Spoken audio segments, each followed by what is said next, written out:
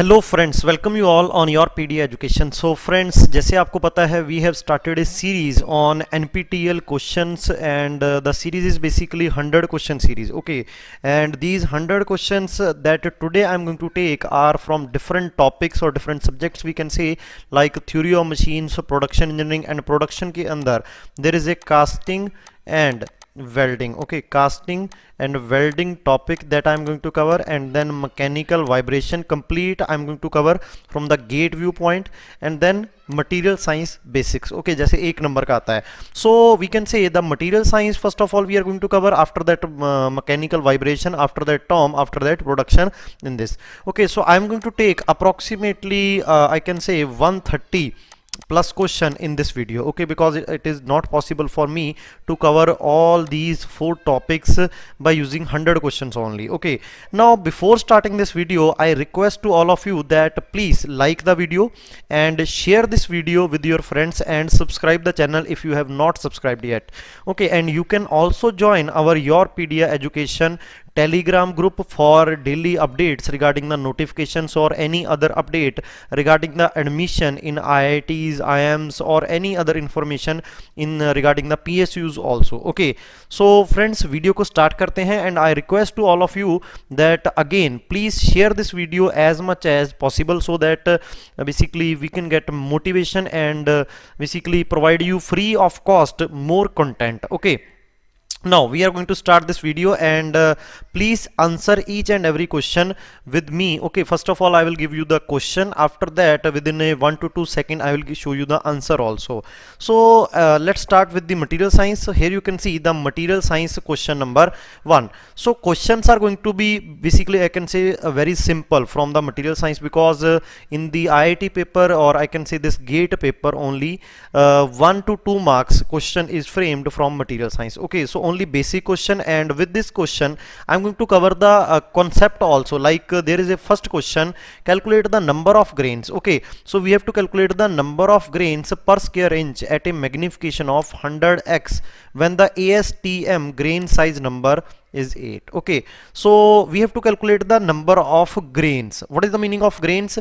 Suppose this is a arbitrary region in a material, and if I take these boundaries, okay, these boundaries, now in this boundary grains are arranged in this direction. I can say atoms are arranged in this direction. Here atoms are arranged in this direction. Here atoms are arranged in this direction. Okay, and here atoms are arranged in this direction, and here atoms are arranged in this direction. So what is going to happen here, that the region, okay, the region, here you can see this region where the atoms are arranged in one direction is called grain. Okay, it is called grain. So we can say this is grain number 1. Similarly, this region can be called as a grain 2. Similarly, this is grain 3, I can say G3, G4, and this is G5. Okay, so these are the number of grains, and the boundaries, okay, and the boundaries separating the different, I can say, grains is called grain boundaries. Here you can see these are the boundary, like this is the boundary. Okay, this is the boundary.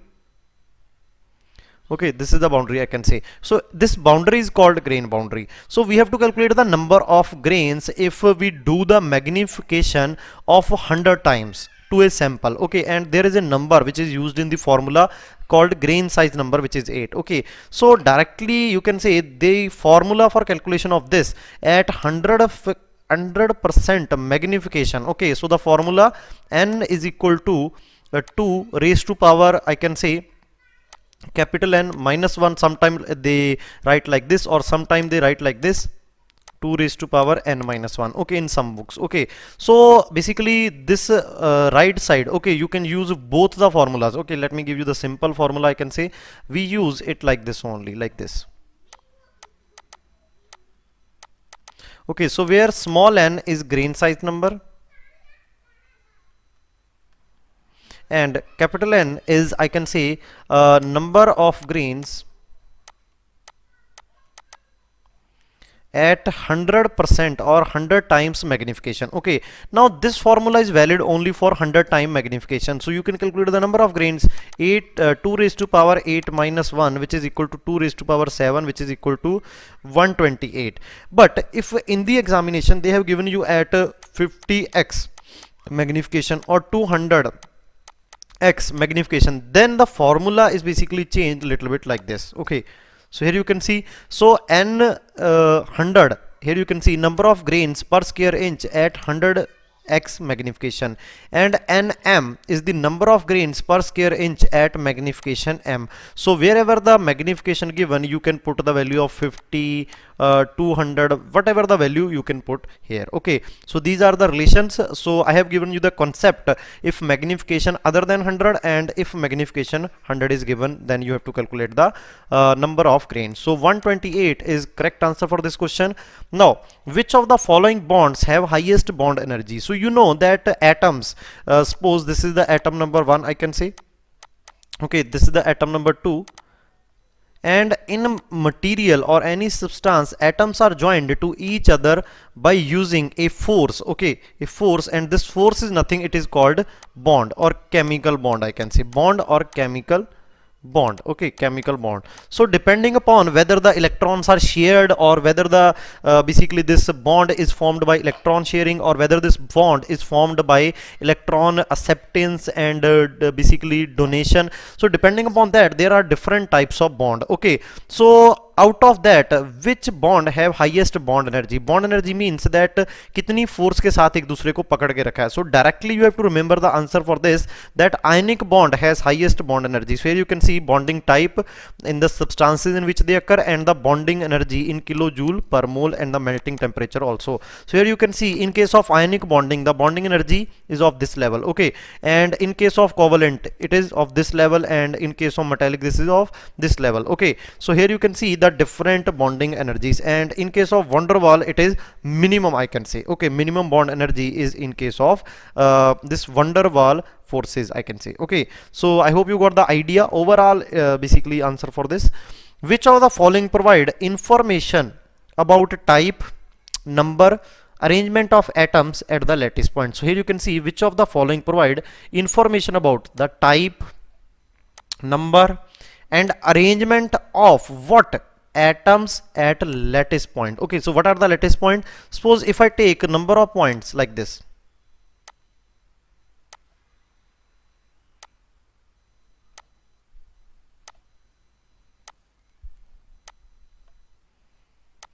so these are the number of points.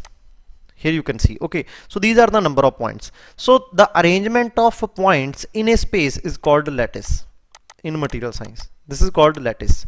Now if you place atom on the different point, or I can say these points are called lattice points. Okay, these points are called lattice points, and if you place atoms on these lattice points, then it is called a crystal. Okay, then it is called a crystal. So how many atoms you have to place at a one lattice point? Suppose this is a molecule of atom A and B. So this you have to place here. So it is going to place here also, here also, and here also. Okay, so these are the different, I can say basically I can say atoms that you are going to place on this, and when you place atoms at each and every lattice point, it is called a crystal, I can say. Okay, it is called a crystal. Okay, so this is the basics of a crystal and lattice, and the term which we are going to repeat here is called, I can say, basis. Okay, this is the basics of this. So this is the basis. Okay, so I can say basis plus lattice will give you the crystal. So this relation is also important, that basis plus lattice is equal to crystal.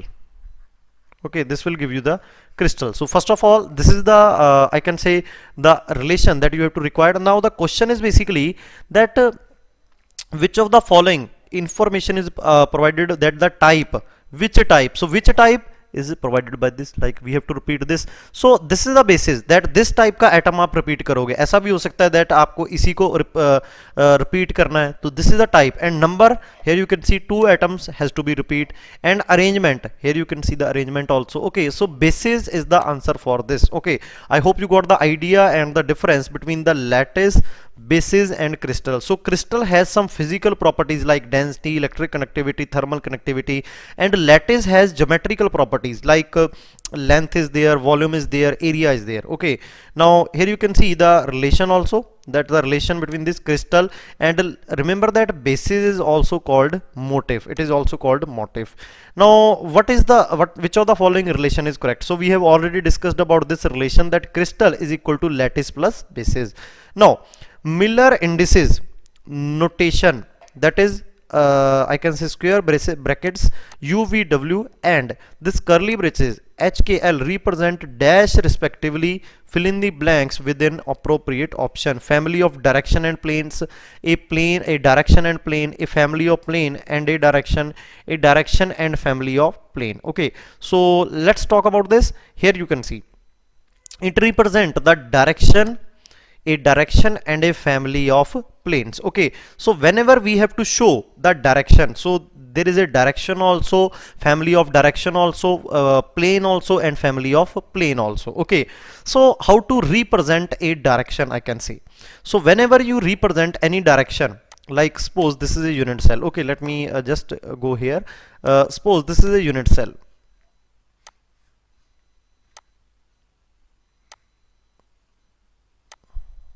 Okay, this is a unit cell and you have to represent the direction like this direction you have to represent.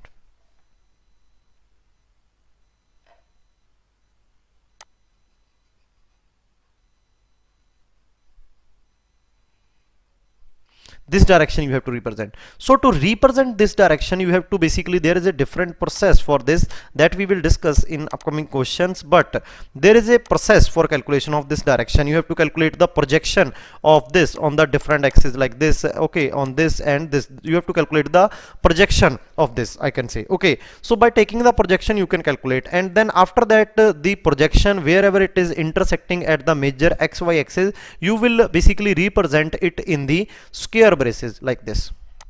Square brackets के अंदर आप इसको represent कर देंगे. Okay, so this is the basically representation of, I can say, direction in Miller indices. Now if you want to represent the family of direction like this, all the vector like in this direction, let me change the color, like in this direction, and after that in this direction, after that in this direction, after that in this direction, that all the diagonal directions we have to represent. So we can collectively represent it like in this kind of brackets. Okay, so family of directions by this brackets and only direction by square brackets. And if you similarly want to represent a plane, then you can represent a plane by using this is circular brackets, I can say.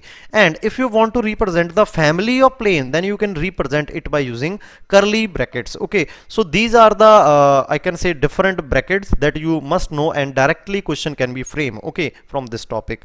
Now identify the Miller indices of a plane in the figure shown below. Okay, so we have to calculate the Miller indices of these planes. So first of all we need to calculate the points through which this is passing on the major axis, these planes are passing. So here you can see the intersection of this plane. So it is cutting the y-axis here, it is cutting the x-axis here, and it is nowhere cutting the z-axis, I can say. It is nowhere cutting the z-axis or cutting the z-axis at infinity, I can say, at infinity. So I can write at 1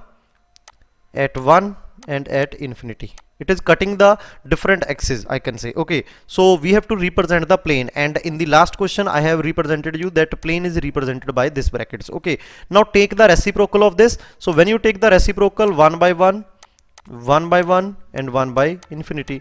So when you solve this, it will become 1, 1 and 0. So this is the plane which is like this. Okay, blue colored plane. Now let's talk about this. So this plane is cutting the x-axis here, and it is cutting the z-axis at infinity, and it is cutting the y-axis at infinity, but it is cutting the x-axis at somewhat middle of this distance. Okay, if this distance is, I can say, 1.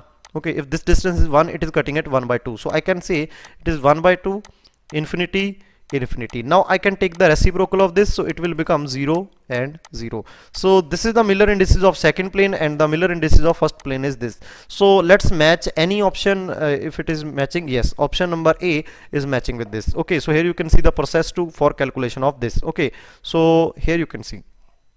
Now let's talk about this. The angle between this and this direction. Okay, so these are the different direction in a cubic crystal. Now what is the meaning of bar here? So bar here means that 1 1 and it is -2 actually. Okay, so it is the -2, so negative sign is replaced by, I can say, bar in case of Miller indices of direction, or whether it is plane, I can say. Okay, now let's calculate the angle between them. So if I say this is h1 k1 l1, similarly this is h2 k2 l2, so we have to calculate the angle between them. So suppose if angle is alpha between them, then h1 h2 plus k1 k2 plus l1 l2 divide by under root of h square k square plus l1 square, similarly h2 square k2 square by l2 square. So let me give you the formula here, you can see. Okay, so this is the formula for calculation. Similarly, if you take this is h1, this is l1, sorry k1, this is l1, this is h2 k2 l2. So let's calculate the product. So 1 multiply 1, it will become 1, plus 1 multiply 1, it will become 1, 1 multiply by -2, it will become -2. So 2 -2, it will become 0. So numerator is 0, it means cos alpha is 0 or alpha is cos inverse 0. So cos is 0 when alpha become 90 degrees. So these planes are perpendicular to each other, I can say, in this case. Okay, so I hope you got the idea about this, and similarly you can draw these planes and then find the angle also. Now which of the following are two-dimensional defects? Okay, so there are different types of defects in case of your crystalline solids, I can say. So what are those defects? Here you can see. So here you can see that if any atom is missing from a point, okay, from a point, like these are the atoms arranged, these are the atoms arranged like this. So one atom is missing from here, one atom is missing from here, from this point, so it is called point defect. And if the total line of the atom is missing, then it is called line defect. And if complete surface is missing, it is surface or interface defect. If from the volume in 3D it is missing, then it is called volume defect. Okay, so volume defect is also called 3D, surface defect is called 2D, line defect is called 1D, and point defect is called zero-dimensional defects. So they are asking about the two-dimensional defect, and in case of this zero-dimensional defect, further classification is vacancy, interstitial, I can say defect, Frankel defect, Schottky defect. Similarly in line defect, edge dislocation is there, screw dislocation is there. In case of 2D, grain boundary is there, twin boundary is there, stacking fault is there. In case of 3D, disparent and precipitation, inclusion, void, and cracks are there. Okay, so directly you have to remember, because a direct question can be framed. So in case of two-dimensional defect, grain boundary, twin boundary, and stacking, so only one option is matching, that is grain boundary. Okay, now the T vector is perpendicular to B vector in the dislocation of the type. इसका answer क्या होना चाहिए आपके according? Option A, B, सी और D. That the T vector is perpendicular to B vector. Here B vector is basically representing the Berger vector, and T vector is actually representing the dislocation line.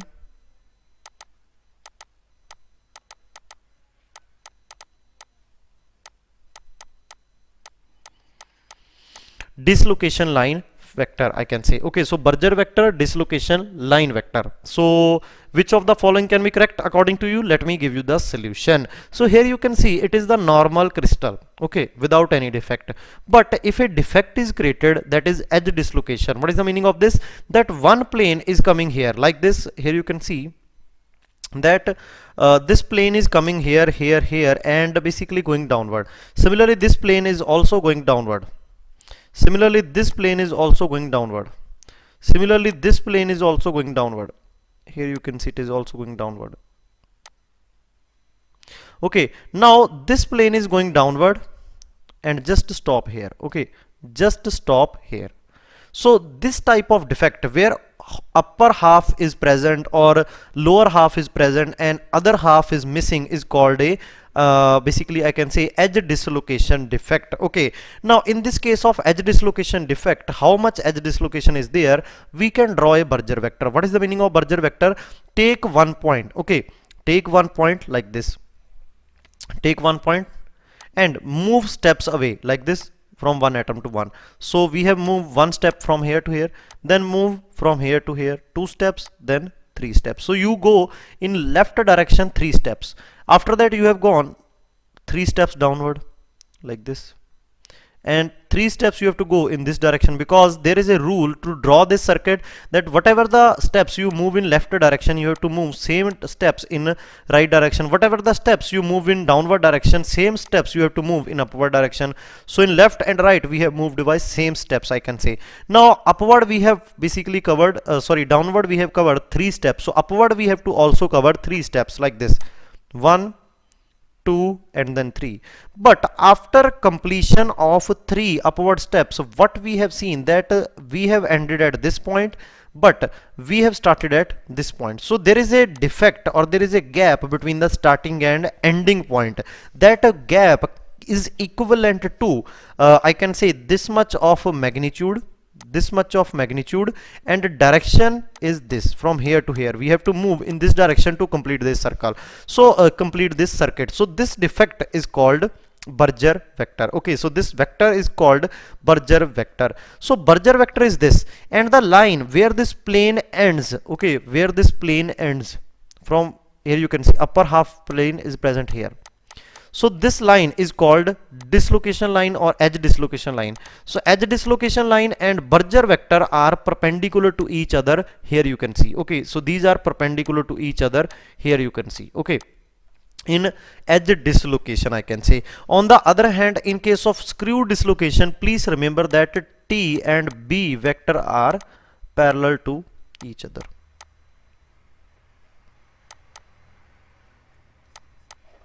These are parallel to each other. Okay, so I hope you got the idea about this. Now next is, which of the following statement is true regarding the vacancy concentration in crystal material? That there is vacancy. Vacancy is, what is the meaning of vacancy? Vacancy is actually defect. Defects that we have already seen. Okay, different types of defects. Let me show you again. This vacancy defect is there, interstitial defect is there, Frankel defect is there, Schottky defect is there. So vacancy defect is a type of point defect, I can say. Okay, so vacancy defect in basically I can say material science or crystalline solids is how it vary with the temperature. This is the question. So it increase linearly with the temperature, it does not change with the temperature, it increase exponentially with the temperature, it decrease exponentially with the temperature. Okay, so please remember that when you increase the temperature, the vibrations in the atoms is also going to increase. So when vibrations is going to increase, some of the atoms basically left is place and create the vacancy. So it is clear that vacancies are going to increase with the temperature, but how it is going to increase? It increase with the linearly or exponentially. This is the question. So there is a direct relation for calculation of this. Okay, that number of defects, that is number of defects and number of potential defect sites. So how many defective sites are there? Potential defect site, that जहां पे आप defect create कर सकते हो, and number of defect ND is exponential QD by KT. K is Boltzmann constant, T is the absolute temperature, and Q is the activation energy required to उस atom को वहां से रिप्लेस करने के लिए. So this formula and this formula is used when you give the paper of material science XC के अंदर C वाला जो पेपर देते हो आप, XC के अंदर C वाला जो आप पेपर देते हो, this formula is used in that basically. Okay, but you have to remember only this, that the number of defects are going to increase exponentially with the temperature from the gate mechanical viewpoint. Okay, now let's proceed to the next question. How many independent thermodynamic variables are required to determine the thermodynamic state of a water in a beaker placed in a air? Okay, so this is the question, that water is placed in a beaker and here is at air and the pressure is given as 1 atmosphere. So pressure is 1 atmosphere. So this is the question for this, I can say. Okay, so this is the directly related to degree of freedom, that how much degree of freedoms are required for this case. Okay, so there are two variables, although there are two variables, I can say.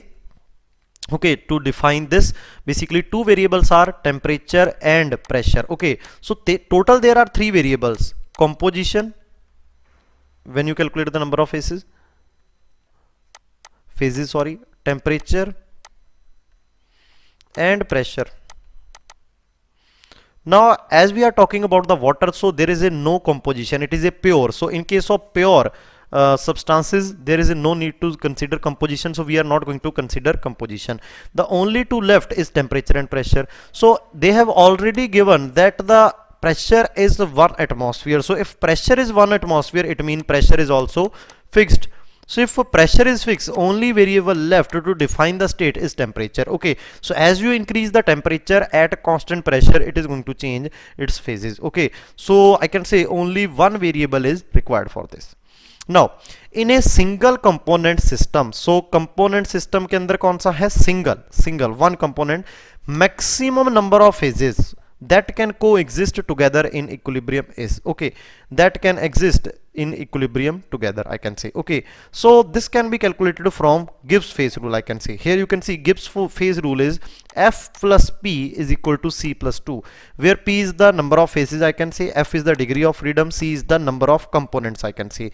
Now this formula is valid that if the pressure, basically 2 here representing temperature and pressure, but if the pressure is 1 atmosphere or constant, then we can say the only variable is temperature. So in place of 2 we are going to use 1. So formula become P plus F equal to C plus 1, or F is equal to C minus P plus 1. Okay, now in our question no information about pressure is given, so we are going to consider this formula. Okay, now it is given that single component, it means C is 1 given to you, so P plus F is equal to C is 1, so 1 plus 2 is 3. Okay, so it is given 3 to us. Now what is going to happen, that they are asking about maximum number of phases. Okay, so maximum number of phases are going to exist when degree of freedom is 0. Okay, because maximum we have to balance 3 with this. Okay, so if I say that number of phases is 1, it means degree of freedom is 2. If I say number of phases are 2, it means degree of freedom is 1. If I say number of phases are 3, then I can say degree of freedom is 0. Okay, so we have to balance. So we have to get the maximum value of P. So this is the condition that P should be maximum, and this 3 is basically balanced because left hand side and right hand side combination. So if I just give here value 0, here it is 3. So it is the minimum value, I can say. Similarly 3 is the maximum value that can exist when degree of freedom is 0, and remember that degree of freedom is cannot be negative. Okay, so minimum value of degree of freedom that can be exist is 0, and at that point number of phases that can coexist is 3, I can say. Okay, so this is a very good question, I hope you remember. And as I have told you in the starting of the video that I have to basically give you the questions like this, but you have seen this formula and this formula and when to use this and this formula. Okay, that what is the meaning of pressure and temperature and all. Okay, now next is basically important question. In a AB binary isomorphic system, if at a certain temperature the fraction of solid, okay, so it is given that fraction of solid with 60% B, which is in equilibrium with liquid 82% of B is 0.4, then the overall composition of the system is. What is the overall composition of the system is? So here you can see, let me give you the basic information about determination of phases in isomorphic, I can say, phase system. So there is a lever rule which we are going to use here. So there are basically two lines. This line, okay, this line is called Liquidus line. So what is the property of Liquidus line? Above Liquidus line only liquid is going to exist, and this is a solidus line, I can say.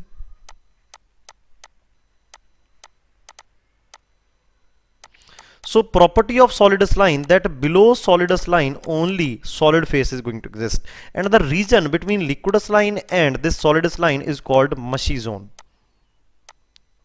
It is called Mushy Zone, I can say, Mushy Zone, where the I can say mixture of solid and liquid exist. Here you can see alpha is solid and a liquid is basically represented by L, or similarly you can write liquid, I can say. Okay, so if you want the composition, overall composition at any given point is C0, I can say. And what you have to do basically, that it is given to you that liquid is given this much percentage of liquid, suppose, and this much percentage of alpha is basically, I can say, present here. Okay, so what you have to do, just draw a horizontal line, just draw a horizontal line. Okay, from the horizontal line, wherever it cuts at this point and at this point, so what you have to do, that you have to basically, in the question they will give you the temperature, so corresponding to temperature, draw a horizontal line like this, and then take a overall composition at any point C naught, which you have to determine in this question. That you have to determine in this question. Now wherever this line cuts the liquidus line and solidus line, composition basically corresponding to that is Cl and C alpha, I can say. Okay, Cl and C alpha. So this is the condition. Now the difference of percentage of composition between the overall composition and liquid composition is R, and the difference of composition between this I can say solid composition and overall composition is S. So we have given this I can say naming R and S. Now if you want to calculate the weight percentage of liquid present here, okay, let me give you the idea again, that at this point, as you know, this is a mushy zone, so both liquid and solid present. So how much percentage of liquid is present out of total amount of phase present here? Okay, so इसमें कितना amount of liquid होगा? So simply you have to apply the inverse lever rule or lever rule, I can say. Okay, so let's see, this is the point we have to calculate. This is R and this is R. So overall is R plus S. So denominator is obviously R plus S. Now you have to calculate liquid. So this is called inverse lever rule. Why? Because here the line is liquidus line, here the line is solidus line. So if you want to calculate the amount of liquid, so liquid is present at this side, that is on the left side. So at the opposite direction of this, S is there, so take S in the upper direction. Now similarly if we say that calculate the weight percentage of solid, so नीचे तो आपका same रहेगा R plus S. Now solid is present on this side, so you have to take in the opposite direction, that is R. Okay, so this is the formula. Now simply you can write the R or write the S according to this condition. R can be written as CO, that is overall composition, minus Cl, and S can be written as C alpha minus C naught. Okay, so this is the I can say given condition. According to that you can calculate from the given question. I have seen you given you this conditions also. Here you can see how to calculate the alpha also. This is a sample question that I have given here. According to that you can see that. Okay, now our question is, in AB isomorphic system, if a certain temperature the fraction of solid is 60% of B, which is in equilibrium. Okay, which is in equilibrium, I can say, which is in equilibrium with liquid of 82% of B is 0.4, then the overall composition is. So they have already given you the solid fraction or weight percent, okay, which is 0.4. Now you have to take at the lower side, okay, on the lower side you have to take the basically difference of overall composition. So if I take 1 point here, second point here, like this, if I take, I can say 82% here and 60% here, then the overall, which is R plus S, is basically going to be 82 minus 60. So नीचे तो आपका कितना आ जाएगा 22. Okay, now you have to calculate here, okay, that basically whatever the composition present here, that you have to calculate. So 82 minus overall composition, I can take it like this here. Okay, that again let me see the give the formula to you. Okay, that this is the 82 is the weight percentage of liquid which is greater, so we have just shifted this formula like this, Cl minus C naught. Okay, so when you write this formula after calculation, the answer will be like this. Okay, 22 into 0.4, which is equal to 8.8, and when you subtract it from 82, you will get 73.2%. Okay, 73.2%, which is approximately equal to I can say 73% of B, because we are talking in terms of B only, B here and B here, so it is 73% of B. Okay, this is a very good question and I hope you got the idea about this. Now the next question is very important and very tricky question. In eutectic phase diagram of silver and copper system, the solubility limits, okay, the solubility limits, I can say it is given to you at 500 degrees Celsius of copper is 3%. That when you take this, basically I can say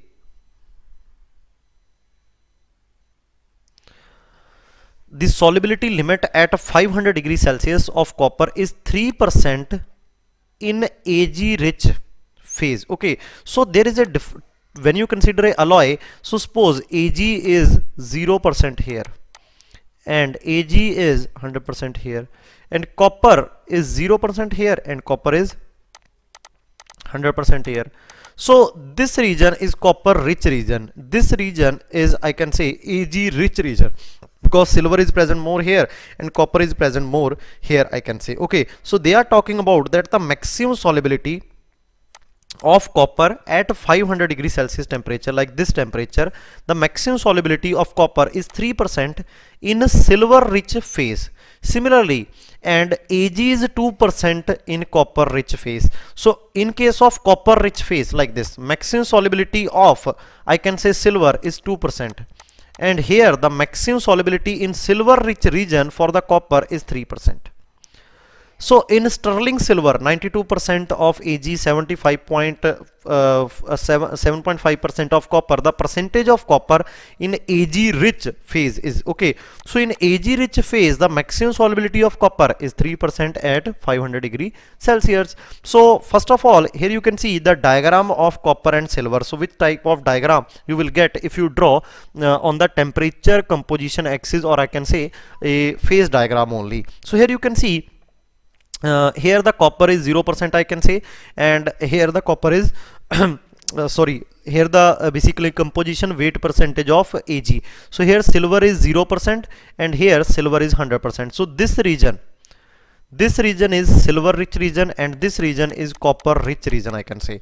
Now how to show the solubility? So here you can see that this point will show you the solubility, that maximum solubility of, I can say, copper in Ag, because here you can see, okay. Similarly here it will give you the maximum solubility in this case, that is in silver rich region. Okay, in silver rich region maximum solubility of copper, and in copper rich region maximum solubility of Ag. These points will give you the maximum solubility. So they have given you basically 3 to 4 points, I can say. So they have given you this solubility limit as I can say copper ka solubility. So here you can see this solubility in silver rich region, I can say. So this solubility is given to you 3% from here, and from this side I can say it is 97%, or I can say 3% from here. Okay, similarly you can write both the ways.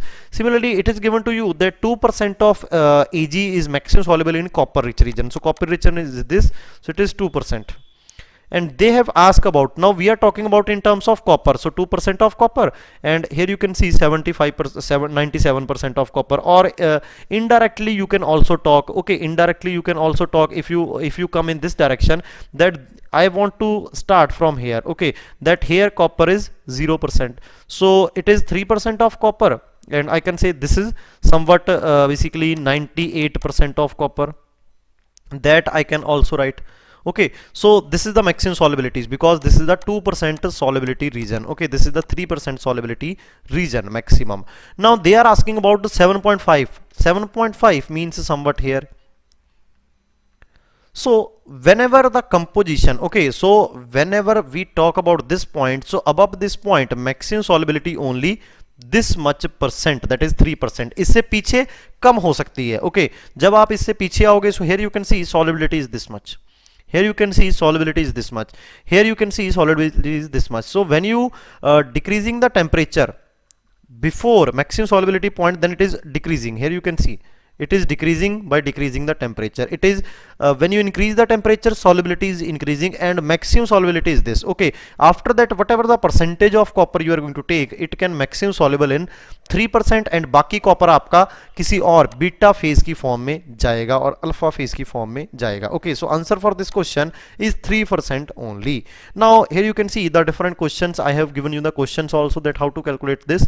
So you can see that this is the question for 40% weight tin, 60% weight of lead alloy at 150 degrees Celsius or 300 Fahrenheit. What phases are present and what are the composition of the phases? Okay, तो ये point आएगा आपके पास, and इसके ऊपर alpha plus beta phase is present, and what are the composition of those phases? We have calculated that alpha is 67% and beta is 33%. Now next question is yes, we have already solved this question. what is the name of reaction when one solid splits into two solids? Okay, that one solid is there, it splits into two solids, solid 1 and solid 2. What is the name of this reaction? Eutectic reaction, peritectic reaction, peritectoid reaction, eutectoid reaction. So these questions are very very important. I can say last year question भी आया था, इस gate में भी इससे question आया था, and आपको सभी रिएक्शंस के बारे में पता होना चाहिए. So here you can see eutectic reaction when liquid converted into one solid plus second solid. So liquid converted into solid 1 plus solid 2. Similarly, when solid 1 plus liquid converted into solid 2. Similarly, when liquid 1 converted into liquid 2 plus solid 2.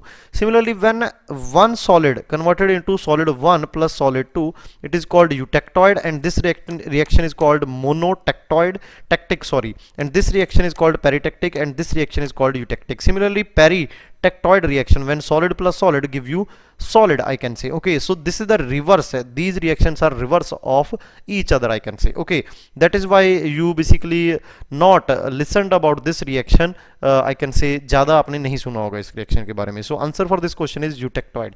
Now, for the given options where an invariant reaction will take place. Okay, so where invariant reaction, what is the meaning of invariant reaction? Invariant का meaning क्या होता है और invariant point कौन सा होता है? Basically it is the point where the degree of freedom is 0. Okay, it is the basically position where degree of freedom is 0. So remember that if I draw this phase diagram like this, okay, if this is the phase diagram, so this is the area, this is also area, this is also area. So remember that in case of your area, okay, whenever you talk about any area, so in case of your area, degree of freedom is going to be 2. Degree of freedom is going to be 2. And whenever you talk about the line, whether this line, okay, whether this line, okay, whenever you talk about the line in case of your phase diagram, the degree of freedom is going to be 1. Okay, and whenever you talk about the point in the phase diagram, for this degree of freedom is always going to be 0. Why? That is different explanation. We are not going to talk about this in detail here, but remember this. Okay, now invariant का meaning क्या है? That आप किसी भी change नहीं कर, किसी भी पैरामीटर को चेंज नहीं कर सकते. What is the meaning of degree of freedom 1? That you can change one variable out of temperature and pressure, I can से independent of each other. Okay, like आप टेम्परेचर को चेंज कर दो तो प्रेशर को आप ऑटोमेटिकली चेंज करना ही पड़ेगा, वो डिपेंडेंट हो जाएगा. सिमिलरली आप प्रेशर को चेंज करो तो टेम्परेचर हो जाएगा डिपेंडेंट, तो एक को चेंज कर सकते हो. यहाँ पे you can change both temperature and pressure independent to each other, but here you can't change temperature or pressure like this. Basically triple point is there जहाँ पे water के तीनों phase exist करते हैं. Okay, so triple point is there, so degree of freedom at that point is equal to 0. वहाँ पे आप किसी को नहीं, 0 invariant है आपके पास वो point, उस point की variation नहीं होती, एक ही basically टेम्परेचर एंड प्रेशर की वैल्यू के ऊपर वो एग्जिस्ट करेगा. तो उस पॉइंट के ऊपर जो रिएक्शन होता है उसको आप कौन सा रिएक्शन बोल सकते हो? यूटेक्टिक रिएक्शन हो गया, यूटेक्टॉइड रिएक्शन हो गया. जितने भी आपके पॉइंट हैं वो रिएक्शन उस पॉइंट के, जितने भी रिएक्शन आपके उस पॉइंट के ऊपर होते हैं, किसी भी पॉइंट के ऊपर होंगे, उसको आप क्या बोल दोगे? Invariant reaction. एंड इनमें से आप बाकी देखो लाइन्स हैं सारी. ओके, लाइन्स, एंड एक ही पॉइंट है आपके पास यूटेक्टिक पॉइंट. सिमिलरली अगर गिवन होता है यहाँ पे eutectoid, you can easily answer that also. Now next is very important question. Please refer to the following diagram and answer 1 to 5 question considering alloy 1 and 2. Okay, so I have only taken one question from this, although there are 5 questions related to this, but this question is only important for you. So you have to make there are different diagrams of phases like A dash, B dash, C dash, D dash and E dash is given to you. Okay, and there are different points on this where the transformation occur, like at 40% of I can say this lead. Okay, the different points like A point is there, B is there, C is there and D is there. Okay, so these are given to you. Now you remember that basically this A point is basically in liquid region, so liquid will exist all over. So here you can see A will match, this A point will match with V dash because here you can see liquid, and from here you will get the information that liquid is represented like this by solid this your blue color. Okay, now when this go downward, so this point at this line, okay, at this line, it means the solid formation will start. Here you can see this region representing liquid plus alpha, where alpha is representing solid, some solid phase is there. Okay, so if I talk about option B, this C and D, these are the points that we have to match. So A will give you B dash. Now at B points some alpha phases start forming. So here you can see, here alpha is present, here is alpha is present, here alpha is present, here intense amount. But here you can see this B point is common to liquid and solid. Okay, so only formation of solid is started here. So here you can see very less amount of pro-eutectic alpha is present here. So I can say B point can be matched with C dash. Now after that, the amount of solid will increase when you go downward, and it will keep in increasing whenever you are in this phase. And इसके नीचे, इस line के नीचे only क्या होगा, solid, and इस line के ऊपर क्या होगा, only liquid, because these are the liquid and solidus line. तो आप बोल सकते हैं that C point के ऊपर ये जो pro eutectoid alpha है, इसकी वैल्यू और ज़्यादा बढ़ चुकी होगी. So I can say it will become like this, D dash. Now the next is basically if I talk about if I say that point number this, okay, if I talk about point number D, that D point will get what? Okay, D point के ऊपर आपको क्या होगा, तो D point is also common, I can say D point is also common to this mushy zone where liquid and alpha is present, and D point is also basically touching with this solid region, I can say. Okay, so here what is going to happen here, that pro-eutectoid alpha is present here, and this eutectoid will also form here. Okay, eutectoid will also form here, or we can say first of all you can match the option that A ka B dash like this.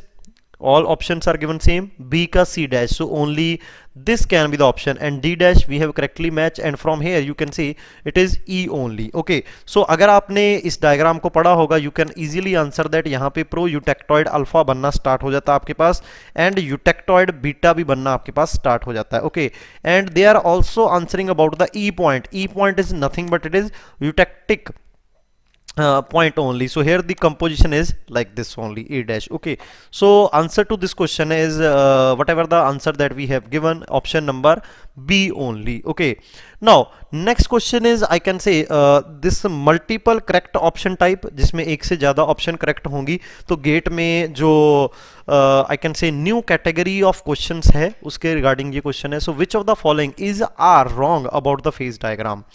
It gives the information about transformation rates. So rate is related to somewhat time, but time की बात तो हम phase diagram में करते नहीं है. So it is wrong option. So this is the wrong option.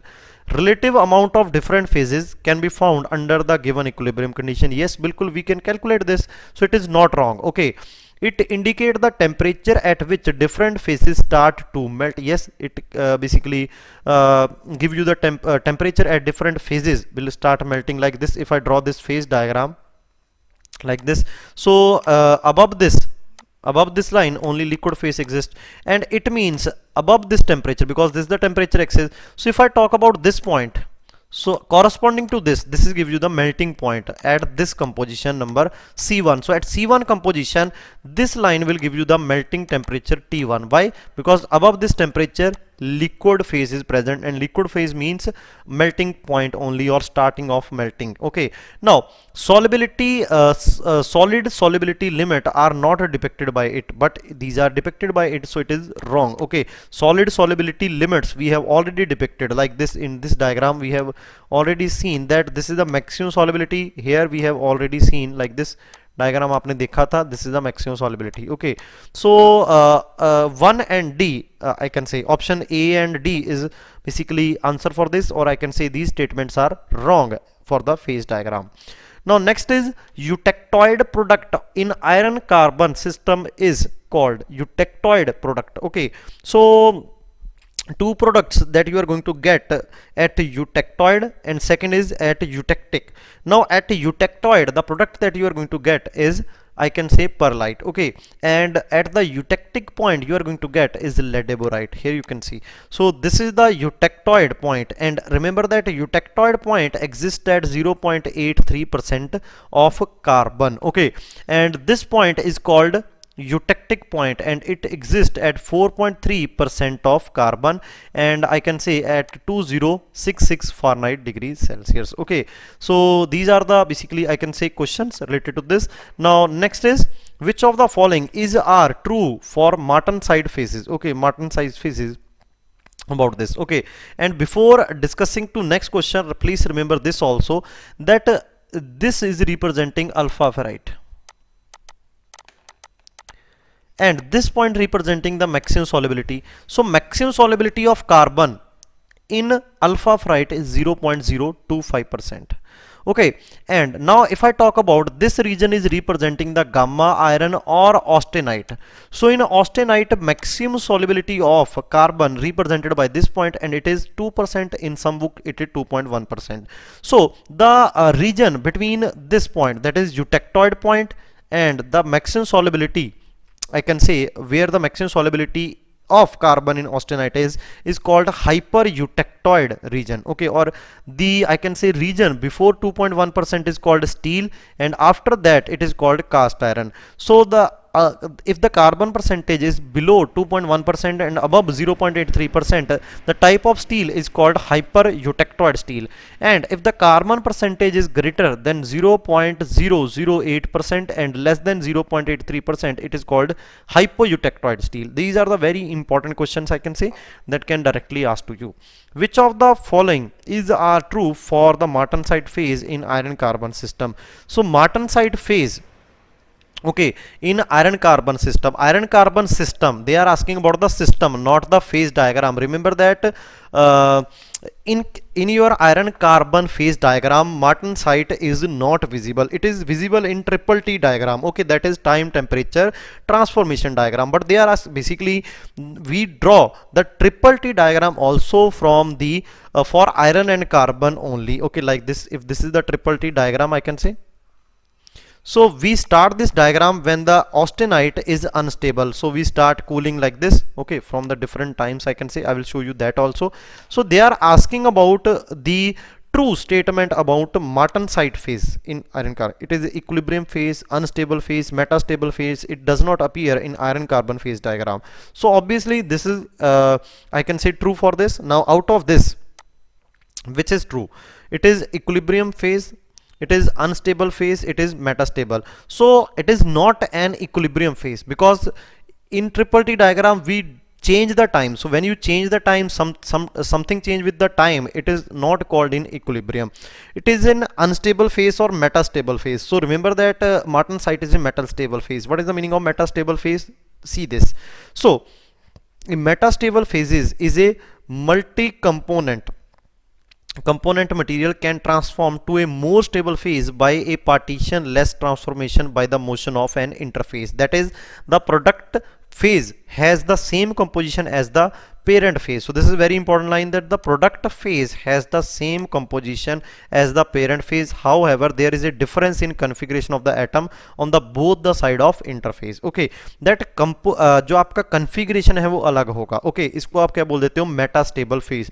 Now how to make the Martensite? Here you can see that if you start cooling from the I can say eutectoid temperature, which is approximately 700 and something degrees Celsius. You start from here, and this is called critical cooling, or this is the nose, tip of the nose. Okay, critical cooling. So when you basically the cooling rate is greater than the critical cooling rate, like this, like this, then you will get it directly Martensite. Then you are going to get it directly the Martensite. Okay, so it will appear in your this triple T diagram, not in iron carbon diagram, I can say. Okay, now next is related to heat treatment, direct question concept, basically database I can say, or experimental based. Which of the following indicate the correct order of hardness achieved through various cooling processes during the heat treatment of plain carbon steel? So you are getting you are basically going to get the basically doing the heat treatment of plain carbon steel, and you are cooling it in different mediums like air cooling, furnace cooling, oil quenching, and water quenching. So you have to basically set it in the hardness achieved through the various cooling. Okay, so आपको उस order में लगाना है। तो please remember that if you do the slow cooling then the hardness achieve will be very low. If you do the fast cooling, then the hardness achieved will be very high, I can say. So if you do the furnace cooling, in case of your furnace cooling, the cooling is very slow, I can say. The hardness is very less. And if you do, I can say, the oil quenching, then the hardness is very high, I can say. So here you can see the furnace cooling will give you the very low hardness, and before that air cooling will give you the better hardness or more hardness as compared to furnace. And here you can see cooling rate is more in oil quenching, and cooling rate are, I can say, maximum in water quenching, but we avoid the water quenching because due to the corrosion. Okay, so water se corrosion ho jata hai, so we generally prefer oil quenching over water quenching. Okay, now which of the following properties are influenced by performing tensile test at different temperature? आप different temperature से उसको लगाते हैं। तो here you can see the stress strain diagram which are obtained by the tensile basically ultimate tensile machine जो आपके पास है UTM। तो low temperature and high temperature, here you can see when you do the high temperature, the yield strength is initially here, now it is decrease. Okay, the ultimate strength is initially here, now it is here, it also decreased. The slope of this curve is also changed. Okay, it means Young's modulus is also changed. The fracture strength is initially here and now it is here, so it is also changed, I can say. Okay, so all the parameters are, I can say, affected, that is yield strength, Young's modulus, ultimate tensile strength and fracture strength by using this. Okay, so I hope you got the idea, and this is new concept. Okay friends, now let's proceed to the next question.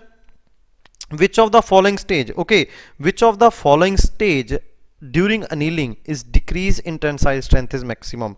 Okay, तो कौन सी stage में decrease in tensile strength is maximum? Recovery, recrystallization, grain growth और all of the above. So here you can see the three stages. This is a recovery stage, this is the recrystallization stage, this is the grain growth stage, I can say. So these are the graphs for grain size. So here you can see initially grain size is large, after that it is decreasing and go minimum in grain growth. Strength and hardness, so both strength and hardness, I can say, they are decreasing. So in recovery they are almost constant, and in grain growth they are decreasing, but by very less amount, I can say. But in case of your recrystallization, the decrease in hardness and strength is very high, or maximum decrease is here. And similarly increase in ductility is also maximum in case of this phase only. So recrystallization can be the correct answer for this question. Okay, now again friends, before proceeding, if you are basically like the session, please share this session with your friends, and like this session also, and subscribe YourPedia education channel also. Thank you very much friends. Now let's proceed to the next. If eutectoid steel is quenched, okay, eutectoid steel is quenched, avoiding the nose of triple T, this is very important, avoiding the nose of triple T curve to a temperature below the martensitic finish temperature, the immediate microstructure will consist of austenite and martensite, austenite alone, tempered martensite, ferrite and martensite. Okay, so you are avoiding the noise. इसका meaning क्या है? That if this is the triple T diagram like this, so you are not doing the cooling basically like this. Okay, you are avoiding it like this, you are not touching this curve. So when you do it, the only phase that you are going to get is martensite alone, I can say. Okay, martensite. So I hope you get the idea about this, martensite alone. Okay, because you are going to get it martensitic finish temperature जो आपके पास है, उससे below आपने इसको कर दिया. Now the lattice of martensite, martensite का lattice कौन सा होता है? Directly remember this. Okay, that these are the martensite lattice, I can say. austenite का कौन सा होता है? Answer is sir FCC. ferrite का कौन सा होता है सर? BCC. और martensite का कौन सा होता है sir? BCT, body centered tetragonal. Okay, body centered tetragonal. Okay, which of the following heat treatment processes gives bainite as a final product? Okay, bainite as a final product. So if you talk about the triple T diagram, there are the different phases that you are going to obtain here. Okay, so if you go above the nose, okay, if you go above the nose, suppose you start the cooling and you stop here, then you start cooling like this, then the phase you obtain here is ferrite. And if you do the cooling like this, suppose like this, you hold it here, and after that you start the cooling. Then the phase that you are going to obtain is bainite. Okay, there are different types of bainite, that upper bainite, lower bainite, and different. And if you start like this, then you are going to obtain martensite. So three type of phases that you can obtain. Now they are asking about that the following heat treatment process gives the bainite as a final product: Mart tempering, Oz tempering, normalization, annealing. So answer for this is Oz tempering. What is Oz tempering? You start cooling it, any component, the surface of the component is cooling like this curve. Okay, it is following this curve, and the center or the core is following this curve. Now you hold it here until the center, that is core, or the surface are reached at same point, I can see. Now after that you hold it, and the transformation start at this point and transformation ends at this point. So this is transformation, and now it is going to transform into bainite. So if you do it like this, this process is called Oz tempering. Okay, so in Oz tempering you are going to obtain bainite structure, I can say. Okay, now so next question is, a given lattice has option A unique unit cell, a unique primitive cell, and unique non-primitive unit cell, a unique primitive unit cell but more than one non-primitive unit cell, more than one primitive unit cell, and more than one non-primitive cell. So lattice के बारे में we have already discussed. Now what is the meaning of primitive unit cell and what is the meaning of non-primitive unit cell? So इस question का आप please answer करो comment section में, and video को like share and subscribe कर दो channel को जल्दी से. So here you can see these are the lattice points, I can say. Okay, what are I can say primitive unit cells. So if we talk in 2D, not in 3D, okay, for simplified version, we are talking about 2D. So I can just make the lattice like this by connecting these points only. So this is the shape. So if I repeat this shape, I can get the crystal. Okay, similarly there is one shape like this also. If I repeat this shape, I will get the crystal. Okay, so these are the shapes, I can say. So different shapes can exist in a given crystal now, or given lattice, I can see. So here you can see the lattice points are only at the corners. Here you can see lattice points are only at the corners. Okay, lattice points only at the corners. So the type of unit cell in which lattice points only at corners are called primitive unit cell. And if I talk about, suppose this is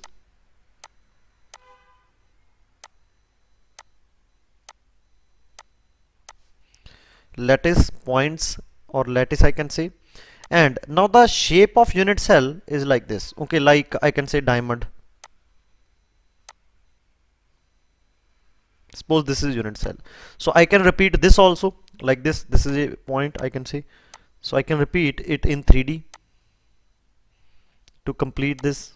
Okay, so here you can see, although this unit cell contain the atoms or lattice point at the corners, but one point here also at other than the corner point. So this type of I can say unit cell is called non-primitive. Okay, so I can say corner plus at any other place also. Okay, at any other, और इन इसके बीच में boundaries के बीच में यहाँ पे होगा आपके पास, तो इसको प्रिमिटिव नॉन प्रिमिटिव. तो यहाँ पे as you can see that we have used one this shape and one this shape, so we can say that there are more than one primitive unit cell. Similarly we can use more than one shape to form non primitive unit cell. Okay, आप और shape choose कर सकते हैं non primitive बनाने के लिए. So ऐसा ही अगर आपके पास है, it means more than one primitive unit cell can exist for a given lattice and more than one non-primitive unit cell can exist. Okay, so let me show you the non-primitive example also. Suppose if I make the shape is like this. Okay, if I make the shape like this shape, so when I repeat this shape it will become this only. Okay, like this. Okay, it will be like this only when I repeat this shape. Okay, like this. So here you can see So this is the shape of, I can say, unit cell. So similarly we can choose more than one non-primitive and more than one primitive unit cell. So answer for option this question is option number D, I can say. Now this is a I can say Bragg's law detailed analysis questions are framed in GATE I can say GATE XEC paper, and you can basically see that the detailed questions are asked in this paper, but our perspective is basically GATE mechanical. So in GATE mechanical, directly formula based question can be framed. So Bragg's equation, lambda equal to 2d sine theta, where theta is the angle between normal plane and the incident beam, transmitted and diffracted beam, half the angle between transmitted and diffracted beam, and none of the above. Okay, so what is the use of this Bragg's law? Remember that basically this lambda is the, I can say, wavelength of the incident ray, and d is the interplanar distance. So if one distance is one plane is this, second plane is this, third plane is this, so this distance between the planes is called d. This distance between the planes is called d, interplanar distance. So to calculate this interplanar distance, Bragg's law is used. Okay, so what we do, we just incident the ray on this, and this ray is basically, I can say, diffracted, and this is the angle, I can say, okay, of diffracted ray. Okay, so the angle theta here, the value that we put here is what? It is actually half the angle. Okay, so let me show you the diagram here. You can see. Okay, so the ray is basically totally diffracted by this angle, I can see. Okay, this angle is actually 2 theta. So but the theta that we are using in this formula is half the angle between the transmitted and diffracted beam. Okay, and d is the interplanar distance and lambda is the wavelength. Here you can see. Okay, so remember the formula. Direct formula based question can also be framed in your exam. Now here a diagram is given, although there are number of questions based on this diagram, but here you can see that the defect labeled A is, okay, so A is this and this is labeling this. Here you can see. So which type of defect? Dislocation, grain boundary, vacancy, or stacking fault? Which type of defect it is? So they are asking about the type of defect. So here you can see that basically atom is missing from this point.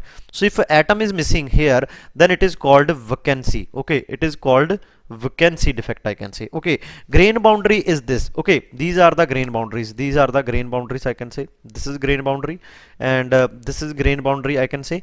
Okay, so these are the grain boundaries. Different grain boundaries are there. Okay, so I hope you got the idea about this. Okay, now let's talk about next question. If two crystal across a boundary are related to each other by a mirror reflection, okay, by a mirror reflection, then the boundary is called, the name of that boundary is stacking fault, phase boundary, twin boundary, or grain boundary. Okay, so grain boundary में there is no concept of I can say mirror reflection. Okay, obviously आपने इसके बारे में सुना होगा. Answer is twin boundary. Now let me explain you that.